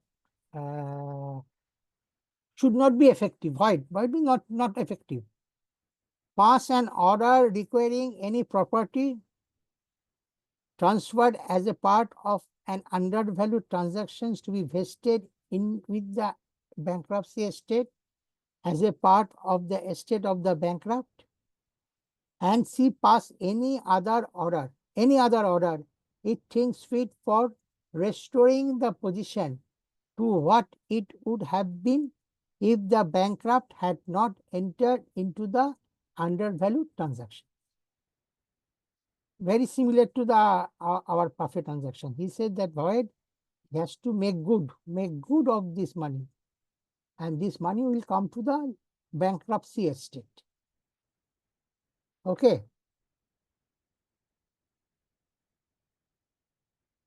The order shall not be passed if it is proved by the bankrupt that the transaction was undertaken in the ordinary course of business of the bankrupt. So if the bankrupt proved before the adjudicating authority that such transaction is within the definition of ordinary course of business, then adjudicating authority may not pass this order. However, this shall not be applicable to undervalued transactions entered into between bankrupt and his associate. So for the purpose of determining the undervalued transactions with associate, there is no in course of business. Court said there should not be in the ordinary course of business will be there if the transaction is entered into by the bankrupt with his associate. The bankrupt enters into an undervalued transaction with any person if. So these are some examples. I mean, which sort of transactions can be called as the undervalued transaction? If he makes a gift to that person, so gift is totally undervalued. There is no value. I mean, why he has given the gift? No consideration has been received by that person from the bankrupt. it is in consideration of marriage, or it is for a consideration the value of which in money or money's worth is significantly less than the value of in money or money's worth of the consideration provided by the bankrupt. So as per the code, under these following circumstances, the transactions made by the bankrupt will be construed as the undervalued transactions. Clear? Then comes your preference transactions, and under section 165. The bankruptcy trustee may apply to the adjudicating authority for an order if a bankrupt has given a preference to any person. So if he is of the opinion that any preference has been given up to a person by the bankruptcy trustee can make an application under section 165 of the code for necessary order from the adjudicating authority towards such preferential transactions. The transaction giving preference to an associate of the bankrupt should have been entered into by the bankrupt with the associate during the period of 2 years ending on the date of application of the bankruptcy. So here is also the look back period is mentioned with the associate is 2 years. Any transaction giving preference done other than with associate should have been entered into by the bankrupt during the period of 6 months ending on the date of the application for bankruptcy. The transaction giving preference should have caused the bankruptcy process to be triggered. Here, one thing I want to mention that I have not seen the look back period for the transactions of undervalued transactions with the person who is other than associate. Have you seen? This is the provisions of section 160. But here it is not mentioned. It is mentioned only about the associate. So maybe we have to find the answer. We have to check it. That what is the provision of section 164 for the transaction with the person who are not associate with the bankrupt. It is only 2 years preceding the date of making of the bankrupt associate. It only mentioned about the associate. Sorry. Associate, not others, but in preferential transaction, it says it is 6 months for other than associate. Okay. On the application of bankruptcy trustee, the adjudicating authority may again pass an order declaring the transaction giving preference void, pass an order requiring any property transferred in respect of a transaction giving preference to be vested with the bankruptcy trustee as a part of the estate of the bankrupt, and see pass any other orders it thinks fit for restoring the position to what it would have been if the bankrupt had not entered into the transaction giving preference. So for all purposes, it is the responsibility of the person involved in the preference transactions, in that sense the undervalued transaction also, to make good the loss in the bankruptcy estate. He has to return the money or the asset to the estate.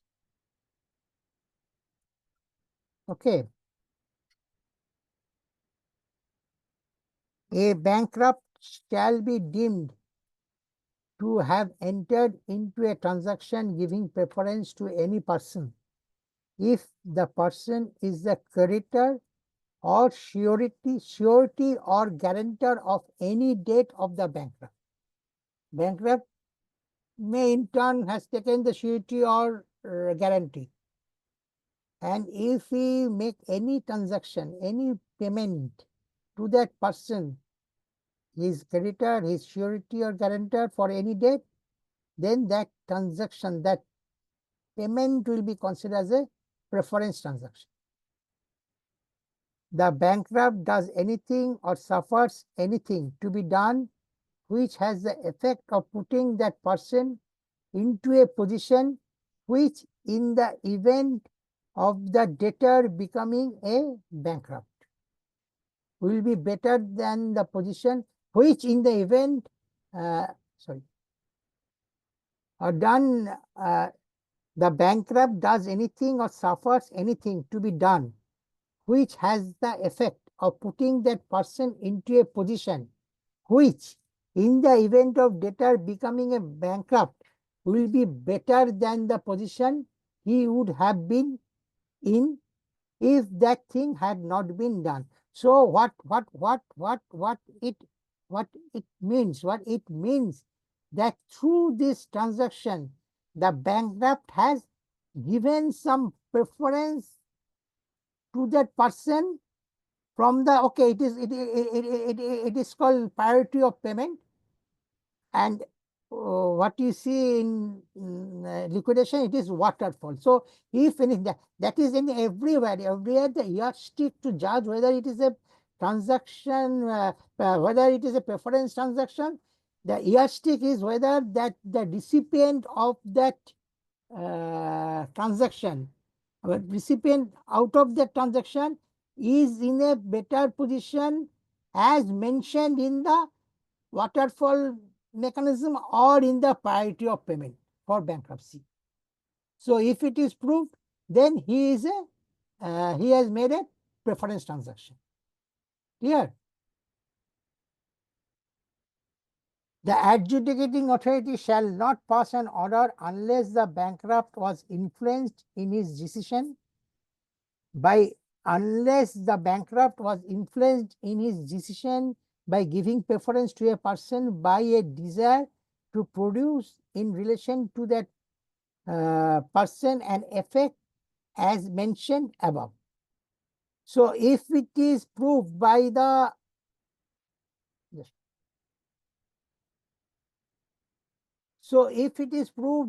bankrupt that through this transaction he is not influenced in his decision, or rather, I mean, what should I say? He has no intention to give this type of preference, which is mentioned here, A, B, C above, that any preferential treatment as compared to your preference, priority in payment, all this thing.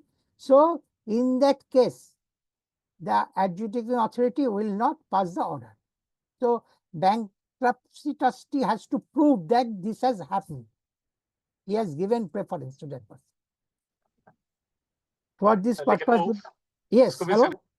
Yeah, hello? Hello? Hello, any question? Hello?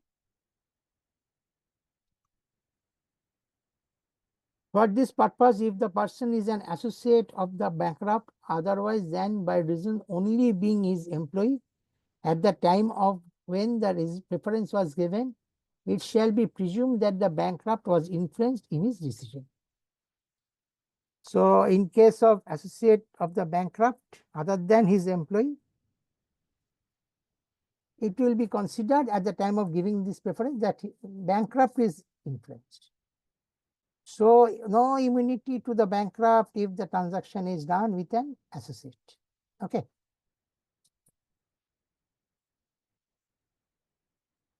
Extortionate credit transactions, section 167. On an application by the bankruptcy trustee, the adjudicating authority may make an order in respect of extortionate credit transactions to which the bankrupt is or has been a party. The transaction should have been entered into by the bankrupt during the period of 2 years ending on the bankruptcy commencement date. The order of the adjudicating authority may set aside the whole or part of any debt created by the transaction, vary the terms of the transactions, or vary the terms on which any security for the purposes of the transaction is held, require any person who has been paid by the bankrupt under any transaction to pay a sum to the bankruptcy trustee, require any person to surrender to the bankruptcy trustee any property of the bankrupt held as security for the purpose of this transaction. So this type of order can be passed by the adjudicating authority had it been filed by the bankruptcy trustee under section 167 towards extortionate credit transaction. Any sum paid or any property surrendered to the bankruptcy trustee shall be included in the estate of bankrupt. Yeah.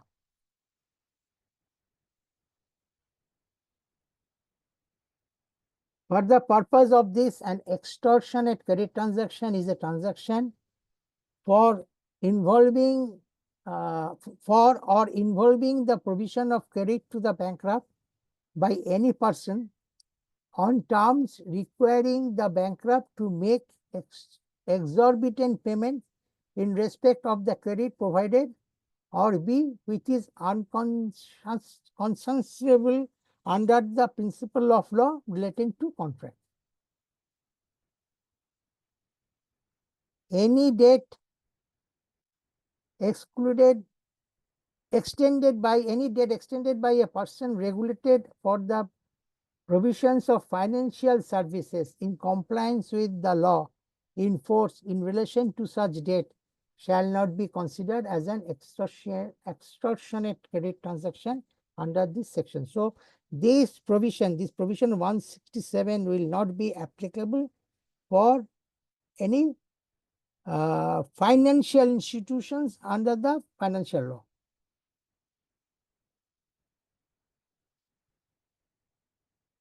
Financial service provider.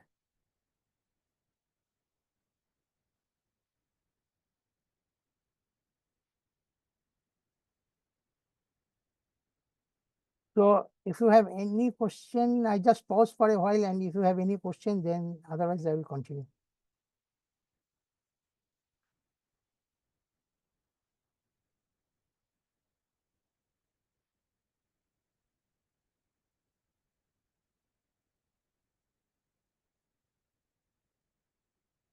Now we come to the final dividend. Final dividend is the final payment to the creditors of the bankrupt. Okay. And it is given under section 176. When the bankruptcy trustee has realized the entire estate of the bankrupt, or so much of it as could be realized in the opinion of the bankruptcy trustee, he shall give notice for his intention to declare a final dividend, and or that no dividend or further dividend shall be declared. So this is stop of the administration process.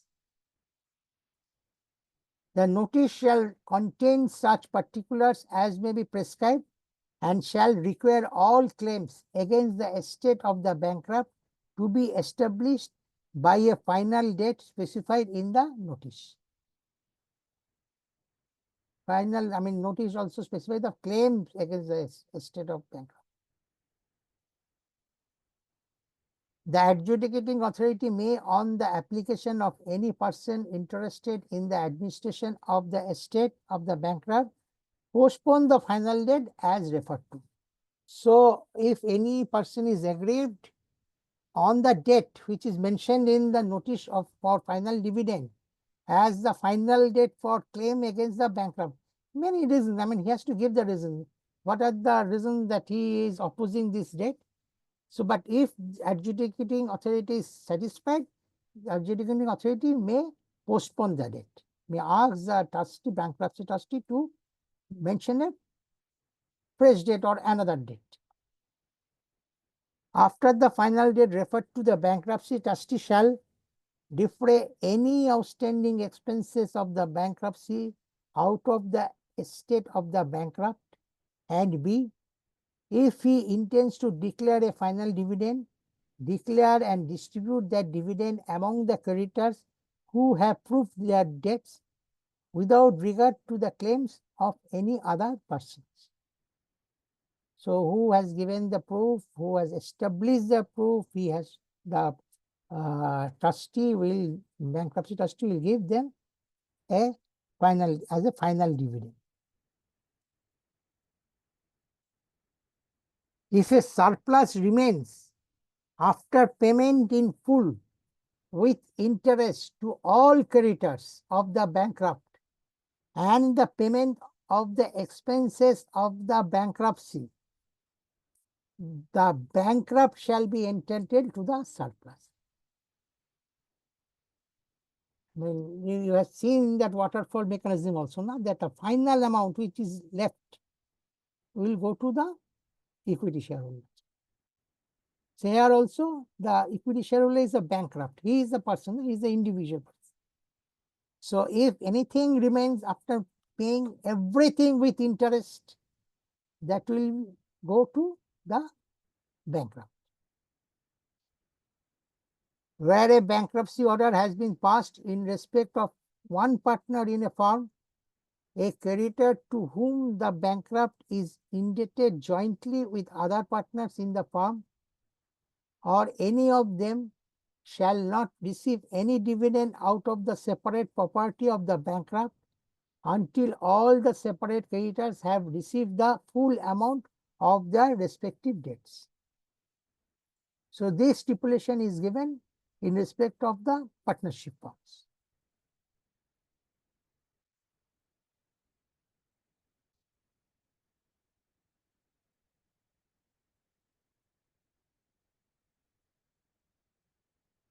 Now what I am telling you, what I was telling you, the priority of payment. This is also considered as the waterfall mechanism under bankruptcy process.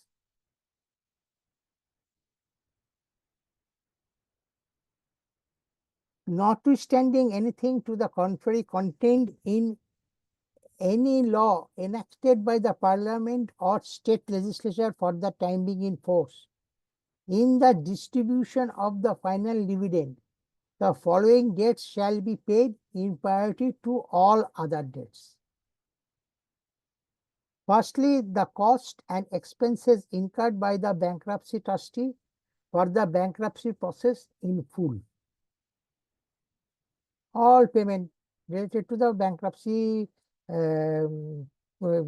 bankruptcy process cost. Secondly, the workmen dues for the period of 24 months preceding the bankruptcy commencement date.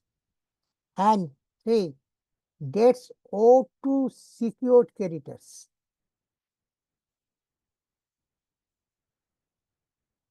You may mark one difference here with the waterfall. Here, as per waterfall, these are shared equally by the workmen of 24 months due and the secured creditors. But here it is first the workmen of 24 months due, then it is owed by the secured creditors, owed to secured creditors. See, thirdly, wages and any unpaid dues owed to employees other than workmen of the bankrupt for the period of 12 months preceding the bankruptcy commencement date. Then D, fourthly, any amount due to the central government and state government, including the amount to be received on account of Consolidated Fund of India and the Consolidated Fund of a state, if any, in respect of the whole or any part of the period of 2 years preceding the bankruptcy commencement date. Lastly, all other debts and dues owed by the bankrupt, including unsecured creditors. So, unsecured creditors has come at the bottom of the priority of payment. Before that, it is the government dues.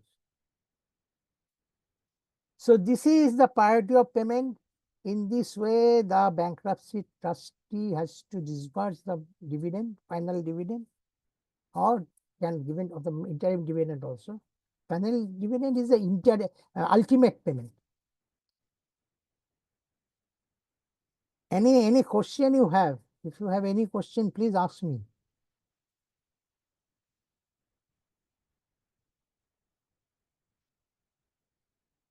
The dates in each clause as specified shall rank in the order mentioned, but dates of the same class shall rank equally among themselves and shall be paid in full unless the estate of the bankrupt is insufficient to meet them, in which case they shall abate in equal proportions between themselves.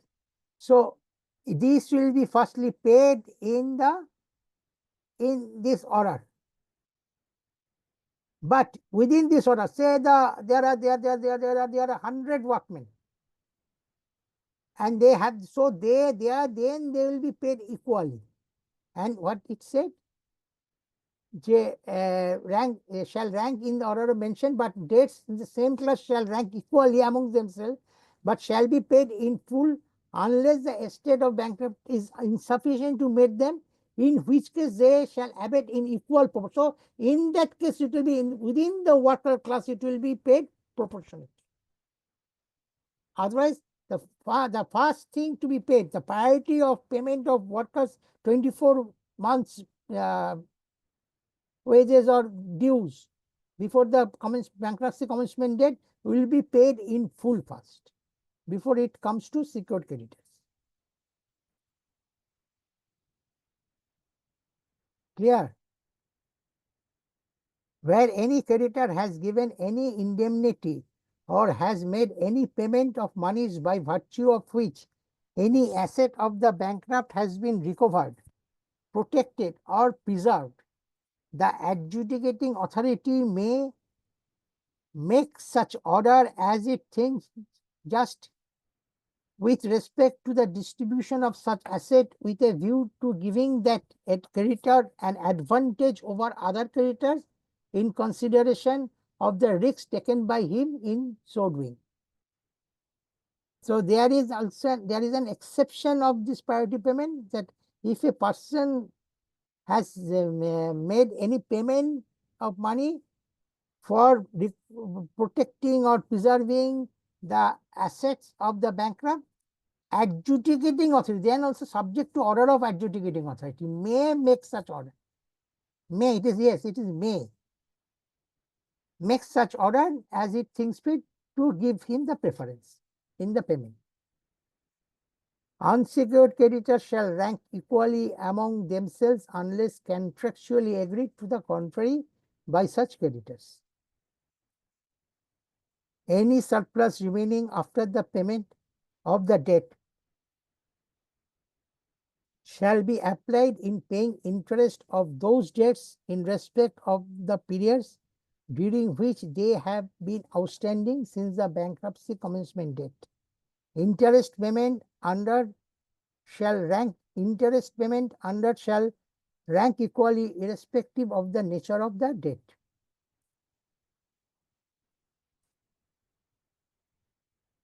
So when it comes about the question of payment of interest, not the principal. Principal will follow here, priority of payment. When it comes the question of payment of interest, that should be equally, shall applied in paying the interest on those debts in respect of the periods during which they have been outstanding since the bankruptcy commencement date.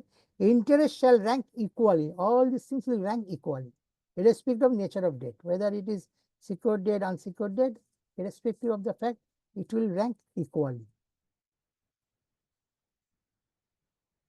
In the case of the partnership property shall be applicable in the first instance in payment of partnership debts, and separate property of each partner shall be applicable in the first instance in payment of his separate debt. So whatever the money received from the partnership property, it will be utilized for payment of the partnership debt, and the money received from the individual partners assets of the individual planner will be utilized to pay his separate debts, his individual debts. Where there is a surplus of the separate property of the partners, it shall be dealt with as part of the partnership property, and where there is a surplus of the partnership property, it shall be dealt with as a part of the respective separate property in proportion to the rights and interest of each partner in the partnership property. Clear?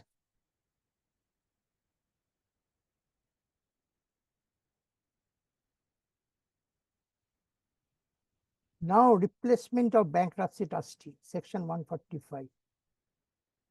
Where the committee of creditors is of the opinion that any time during the bankruptcy process, a bankruptcy trustee appointed under is required to be replaced, it may replace him with another bankruptcy trustee in the manner provided under this section. The committee of creditors at a meeting by votes, here it is mentioned, I said, na, 75% of voting. Here only I have seen the voting percentage is mentioned. The committee of creditors may, at a meeting by a vote of 75% of voting share, propose to replace the bankruptcy trustee appointed under with another bankruptcy trustee. The committee of creditors may apply to the adjudicating authority for the replacement of the bankruptcy trustee.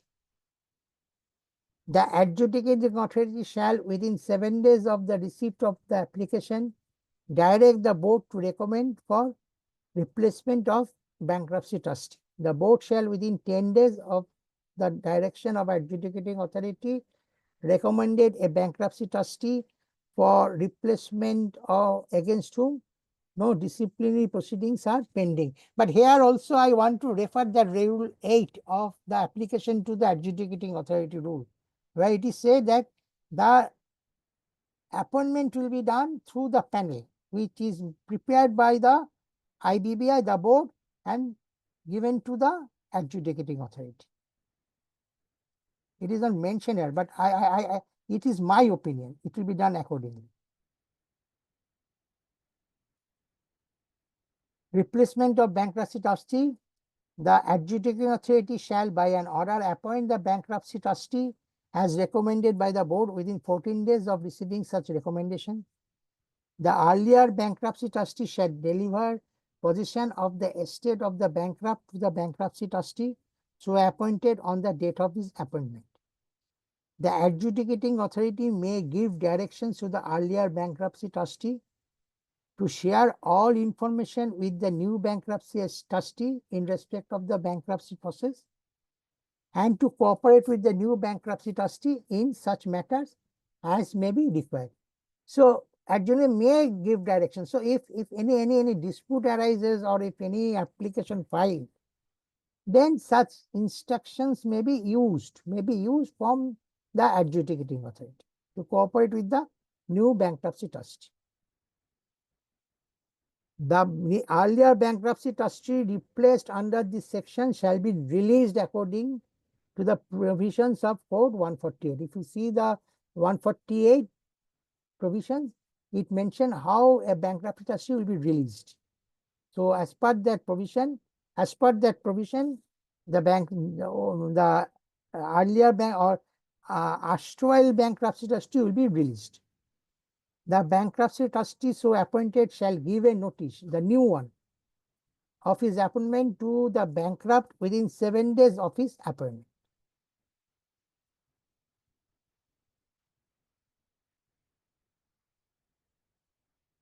Resignation by bankruptcy trustee. A bankruptcy trustee may resign if he intends to cease practicing as an insolvency professional, or B, there is conflict of interest or change of personal circumstance which precludes the further discharge of his duties as a bankruptcy trustee. Either maybe he is ceasing the practicing or some unavoidable circumstances has erupted, and it is not possible for him to discharge his duties. In that case, the existing bankruptcy trustee may resign from his post. The adjudicating authority shall, within 7 days of the acceptance of the resignation of the bankruptcy trustee, direct the board for his replacement. The board shall, within 10 days of the direction of the adjudicating authority, recommend another bankruptcy trustee as a replacement. The adjudicating authority shall appoint the bankruptcy trustee recommended by the board within 14 days of receiving the recommendation. The replaced bankruptcy trustee shall deliver possession of the replaced bankruptcy trustee, that is the trustee who has resigned, deliver possession of the estate of the bankrupt to the bankruptcy trustee so appointed on the date of his appointment. So when the person will be appointed, he has to deliver the possession of the bankruptcy estate. The adjudicating authority, again the same thing, may give directions to the bankruptcy trustee who has resigned to share all information with the new bankruptcy trustee in respect of the bankruptcy process, and to cooperate with the new bankruptcy trustee in such matter as may be required. The bankruptcy trustee so appointed shall give a notice of his appointed to the committee of creditors and the bankrupt within 7 days of his appointment. You know, in the earlier section, section 145, if you see, it is mentioned that the new one will only give notice to the bankrupt. But here, since it is a resignation, it is because this 145 was for the replacement, and replacement is done by the committee of creditors. So since it is a resignation under section 146, so the new one has to give the notice of his appointment both to the committee of creditors and to the bankrupt within 7 days of his appointment. The bankruptcy trustee replaced shall be released. Again, that same thing, in accordance with the provisions of section 148. Section 148 deals with the process for releasing the bankruptcy trustee.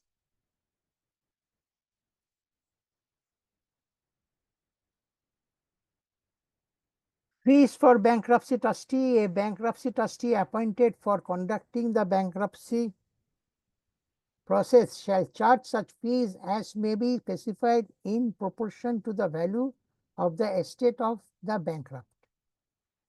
The fees for the conduct of bankruptcy process shall be paid to the bankruptcy trustee from the distribution of the estate of the bankrupt in the manner provided in the code under section 178.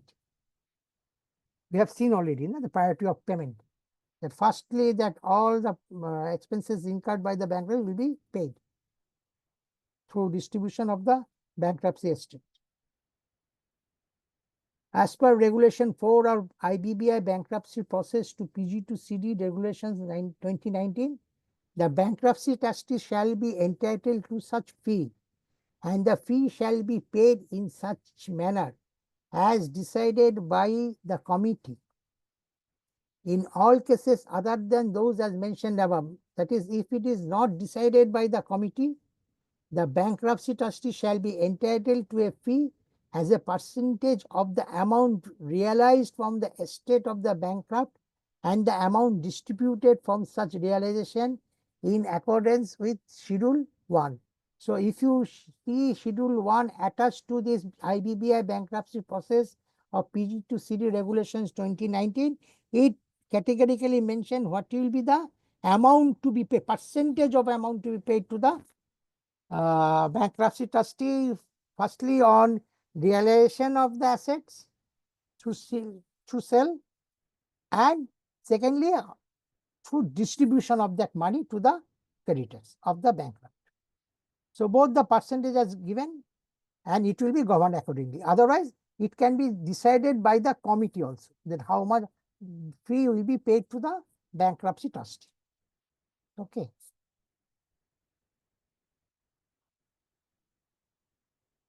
So bankruptcy process costs, these will be the bankruptcy process costs. As per regulation 2B, following will constitute as the process cost. Fee payable to the bankruptcy trustee. Payment on expenses of professionals appointed, that is accountants, registered valuers, advocates, and other professionals. Expenses incurred in relation to bankruptcy process. Cost of realization of assets, including the cost of identification of buyers. So if anything is incurred for the, for the identification of buyers, I think the negotiation part is also involved. I mean, if somebody is interested, you negotiate with them. That also be considered as a part of the bankruptcy process. Cost expense incurred as a part of the bankruptcy process. Any expenses incurred by the bankruptcy trustee in bringing back an asset or acquiring title to the property. Such other costs and expenses directly relatable to the bankruptcy process, to the extent approved or ratified by the company. This is very important. Fee to we have seen that it will be approved by the committee. But otherwise, all this payment, all these expenditures incurred by the bankruptcy trustee, it should be either approved or subsequently ratified by the committee. Then only the extent to which it is approved or ratified, that part only will be constituted as the bankruptcy process cost. Okay.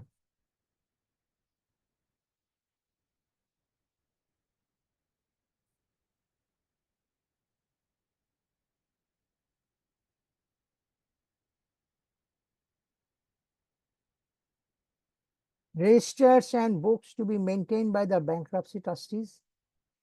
Regulation 6. Now everything we will discuss is as per the regulations framed by the board, IBBI. IBBI regulations for bankruptcy process to the PG of the PG to CD.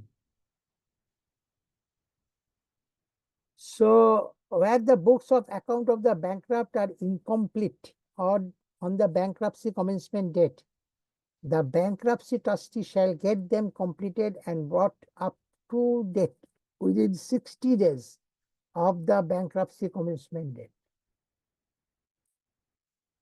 So everything should be up to date. All the accounts, all the financial position of the bankrupt should be up to date. And the time frame is 60 days. Sir, here the question is, if the bankruptcy trustee doesn't get any cooperation for completing this backlog. Come again, sorry, hello? When the backlog in the books of account, then and he does not get any cooperation from the for getting this complete, then how this will be completed? First of all, you have to discuss with bankrupt. You have to ask him to provide you the documents, book, all these things. You have to mention it to the committee also. Committee of creditors, that this is the position, it is not possible to complete. And with their approval, I always suggest that you first discuss with the committee, and with their approval, you file application for necessary direction. It is there, they have the adjudicating authority can always direct the bankrupt. Okay. But it is the responsibility on the bankruptcy trustee. He has to complete. If it is not possible, then definitely. That's why I said the IBC is an evolving law. Nothing is, hard and fast rule. It has to. If it is not possible, but you have to take necessary action. You have to perform necessary actions for this. Okay. Yes, sir. The bankruptcy trustee shall maintain cash book, ledgers, registers, and such other books as may be required for the administration of the estate of the bankrupt. So all these things is required to be maintained by the bankruptcy trustee. Where the bankruptcy trustee is authorized to carry on the business of the bankrupt, he shall keep separate books of account in respect of such business, and such books shall, as far as possible, be in conformity with the books already kept by the bankrupt in the course of his business. You know, in the payment plan, it may be mentioned that, or the committee may say that, okay, you run the things. Not in your name, but in the name of the bankrupt. You run the business. But if it is so, then he has to maintain the books of accounts, exactly the same books of accounts which bankrupt has maintained, but separately. It should not be the same books of accounts. Clear? He shall keep separate books of account in respect of business, and such books shall, as far as possible, be in conformity with the books already kept by bankrupt in course of his business. The bankruptcy trustee shall keep receipts of all payments made in or expenses incurred by him in relation to the bankruptcy process. So, I mean, this is, you have to keep the records very meticulously.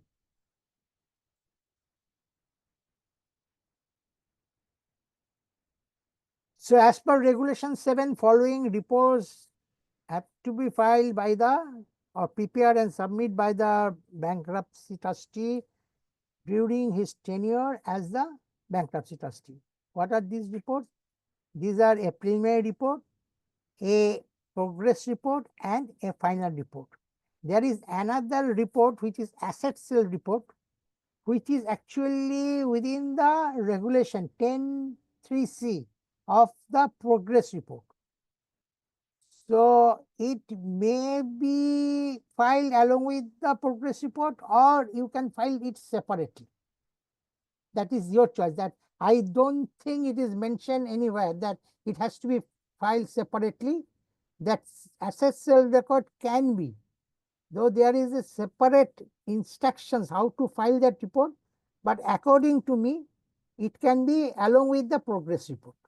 Let's see. Sir, it is along with progress report only. If you see the section, it says the progress but you know, madam, if you said, I mean, I may prefer it file it separately, because you know progress report is within the 15 days of the next of the close of the quarter, isn't it? So if you file something in between, if you sell something in between, it's up to you. I mean, this is my personal opinion. So I would prefer to file it, I mean, then and there. Okay, sir. But as per the regulation, I agree. it is a part of the I progress agree. report It is only. Regulation 10(3)(c). Yes, I agree with it. I agree.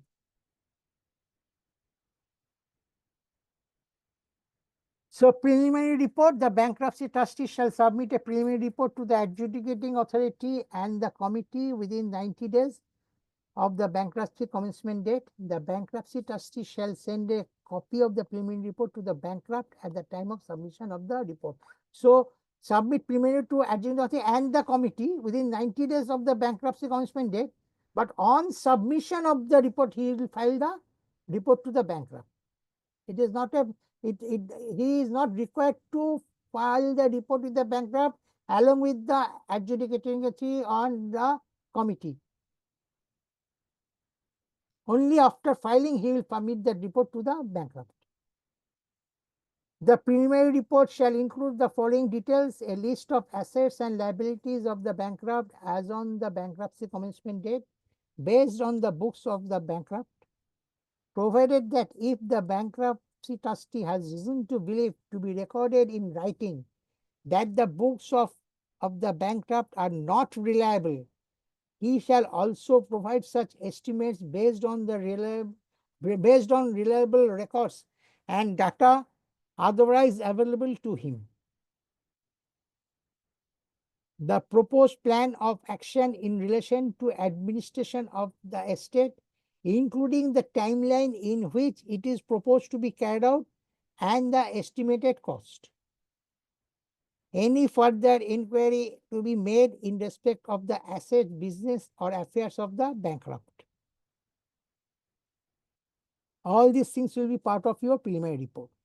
Details of assets which are intended to be realized, including the following: value of assets, intended manner of realization of the assets, the reason and reasons thereof, the expected amount of realization, any other information that may be relevant for the realization of assets, details of excluded assets.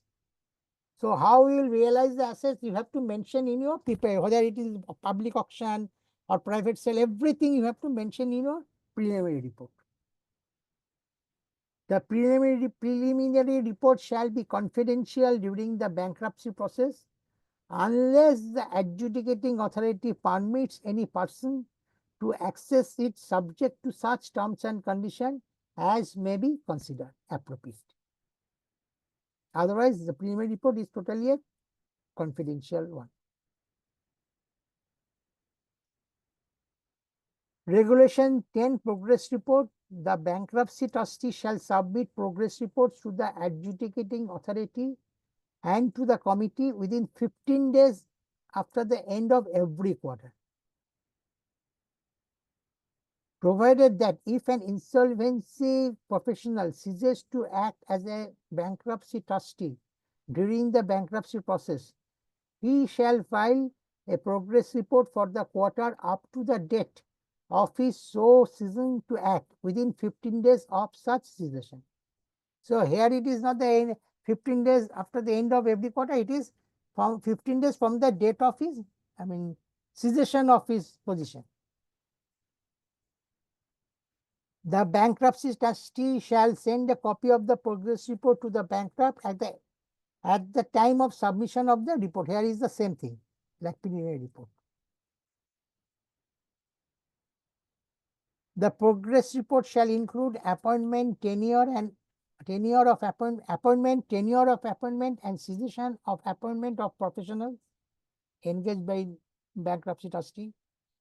A statement indicating the progress in the bankruptcy process containing distribution of dividend and interim dividend. Any material change in the expected realization for any asset and basis for such change. Any material change in the value of assets or liabilities of the bankrupt and basis for such change. Any material change on estimated cost of bankruptcy process and the basis for such change.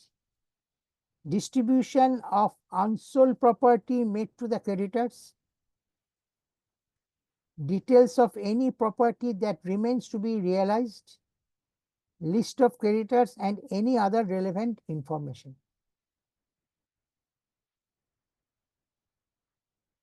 Details of fee and remuneration due to and received by the bankruptcy trustee along with a description of the activities carried out by him.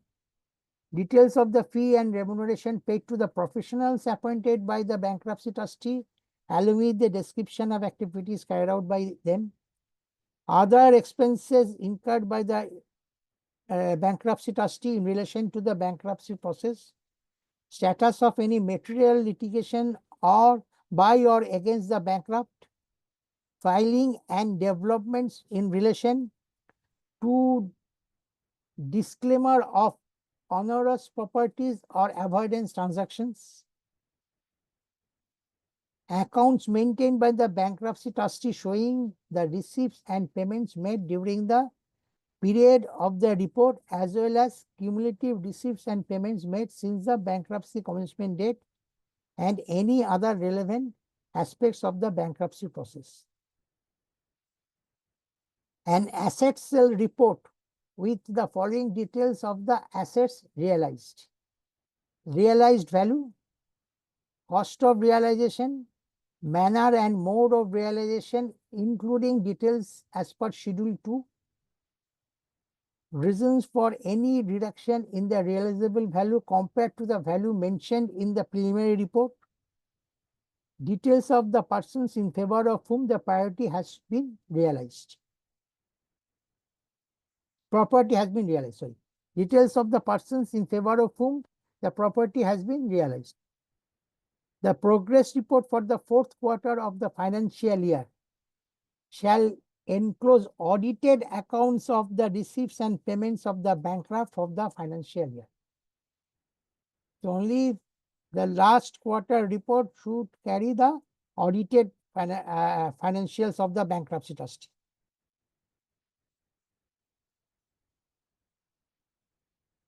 The progress report shall be confidential during the bankruptcy process unless the adjudicating authority permits any person to access it on specified terms and conditions. So these are about your progress report. Then regulation 11 talks about final report.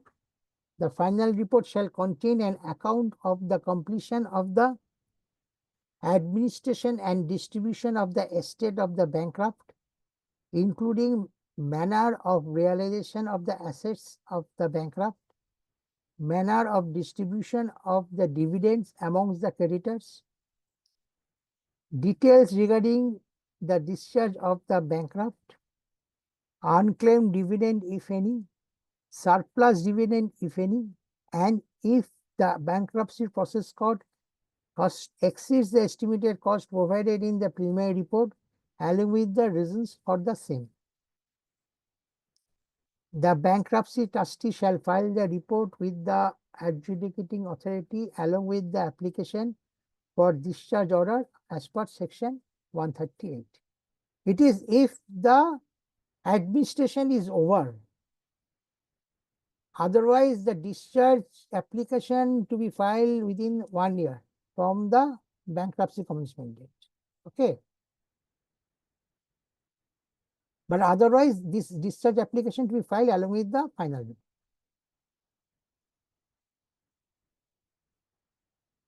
So what I told you earlier, I have come to the last slide, I think. Yes, I have to come end of my presentation. You know, as per the data published by IBBI during June 2024, as many as 2,496 insolvency cases against PG2 CD are awaiting admission. It is not bankruptcy. These 2,496 cases for insolvency resolution application for PG2 CD. After that, bankruptcy will come. So as per the report of IBBI, up to during June 2024, 2,496 number of cases are awaiting for admission. And only 468 cases are were admitted up to June 2024. Again, this what I am saying is up to the position of June 2024. From these 468 cases, only 26 cases yielded approval of repayment plan, leading to a recovery of 102.78 crore recovered, which is less than 3% of the admitted claim. That's why I told you earlier that this process, this insolvency resolution process for PG2 CD and also the bankruptcy process, both the process are in nascent stage at present. And this is because of, according to me, is the absence of deeper and clear knowledge among the stakeholders, how to utilize the provision of the court towards this. So this is the table, shows the position. If you see that in the year 2019-20, number of applications filed was 27. Number of cases or RP has been appointed, that is admitted. The application is admitted, and RP is appointed is only 2. No, not admitted 0. It is appointed means accepted. Not sorry, I will not use the word admitted, because admitting authority first accept the application and appoint RP under section 97 for report under 99. So appointment of RP is 2 and admitted 0. 2021 number of applicants 280. Cases where RP appointed 35 and number of admitted case is 13. 21-22 1024 RP appointed 446. Number of cases admitted 35 only. 2023 943 RP appointed 538. Number of cases admitted 207. 202324 723 476 158. Then April to June 2024 187 number of applications filed. Number of cases where RP have been appointed 45 and number of cases admitted. So, you know, what I want to mention here that this position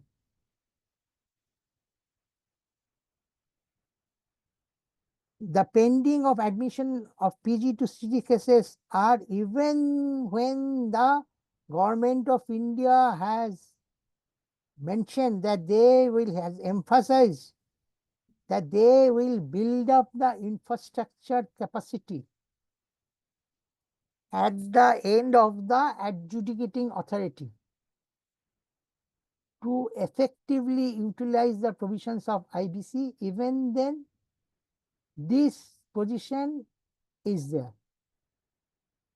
So maybe all the stakeholders should have a deeper and clear views on the IBC provisions from the perspective of the insolvency resolution process and bankruptcy process for the PG to CD. Because, you know, substantial money, if you see substantial money, that's why I'm saying substantial money is blocked with these applications. So, more you get, the lesser will be the credit loss for the financial lenders who are mostly the public sector banks. This will also benefit the government exchequer. So I think I am through with my presentation. I stop sharing this. Let me give you thank you. But if you have any question, I am ready to accept this. If you have any question, please.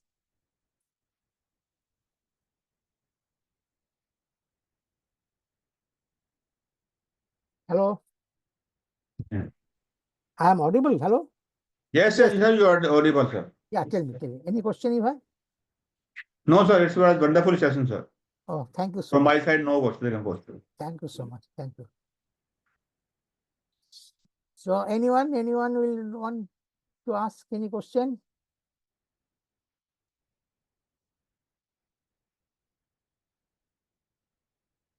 Anyone from ICSI IIP? Yes, sir. Yes. So what to do? I mean, if nobody has question, I think we have Sir, some if time. you want, we can close the session now. No, but if anybody has any question, I am ready to reply.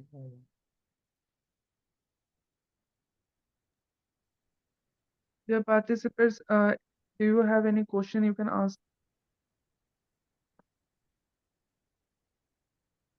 Sir, I don't have any question. It was a wonderful presentation, sir. Oh, thank you so much. Thank you. Okay, then in that case, I take your leave. I also thank all of you for your patient sharing. Also, I believe it is an interactive session. But again, I am telling this is a very nascent stage, and actually, I don't know any case on bankruptcy process. I myself handle some, insolvency resolution PG to CD, but maybe the more will come to know about it, the more. That's why initial stages are there, right? Right. Absolutely, absolutely. Absolutely. Right, sir. Thank you, sir. So thank you, all of you. Thank you. I take your leave. Okay. Thank you. Thank you, sir. Thank you for your session and giving your insights and learning. It's a Thank you. thank you.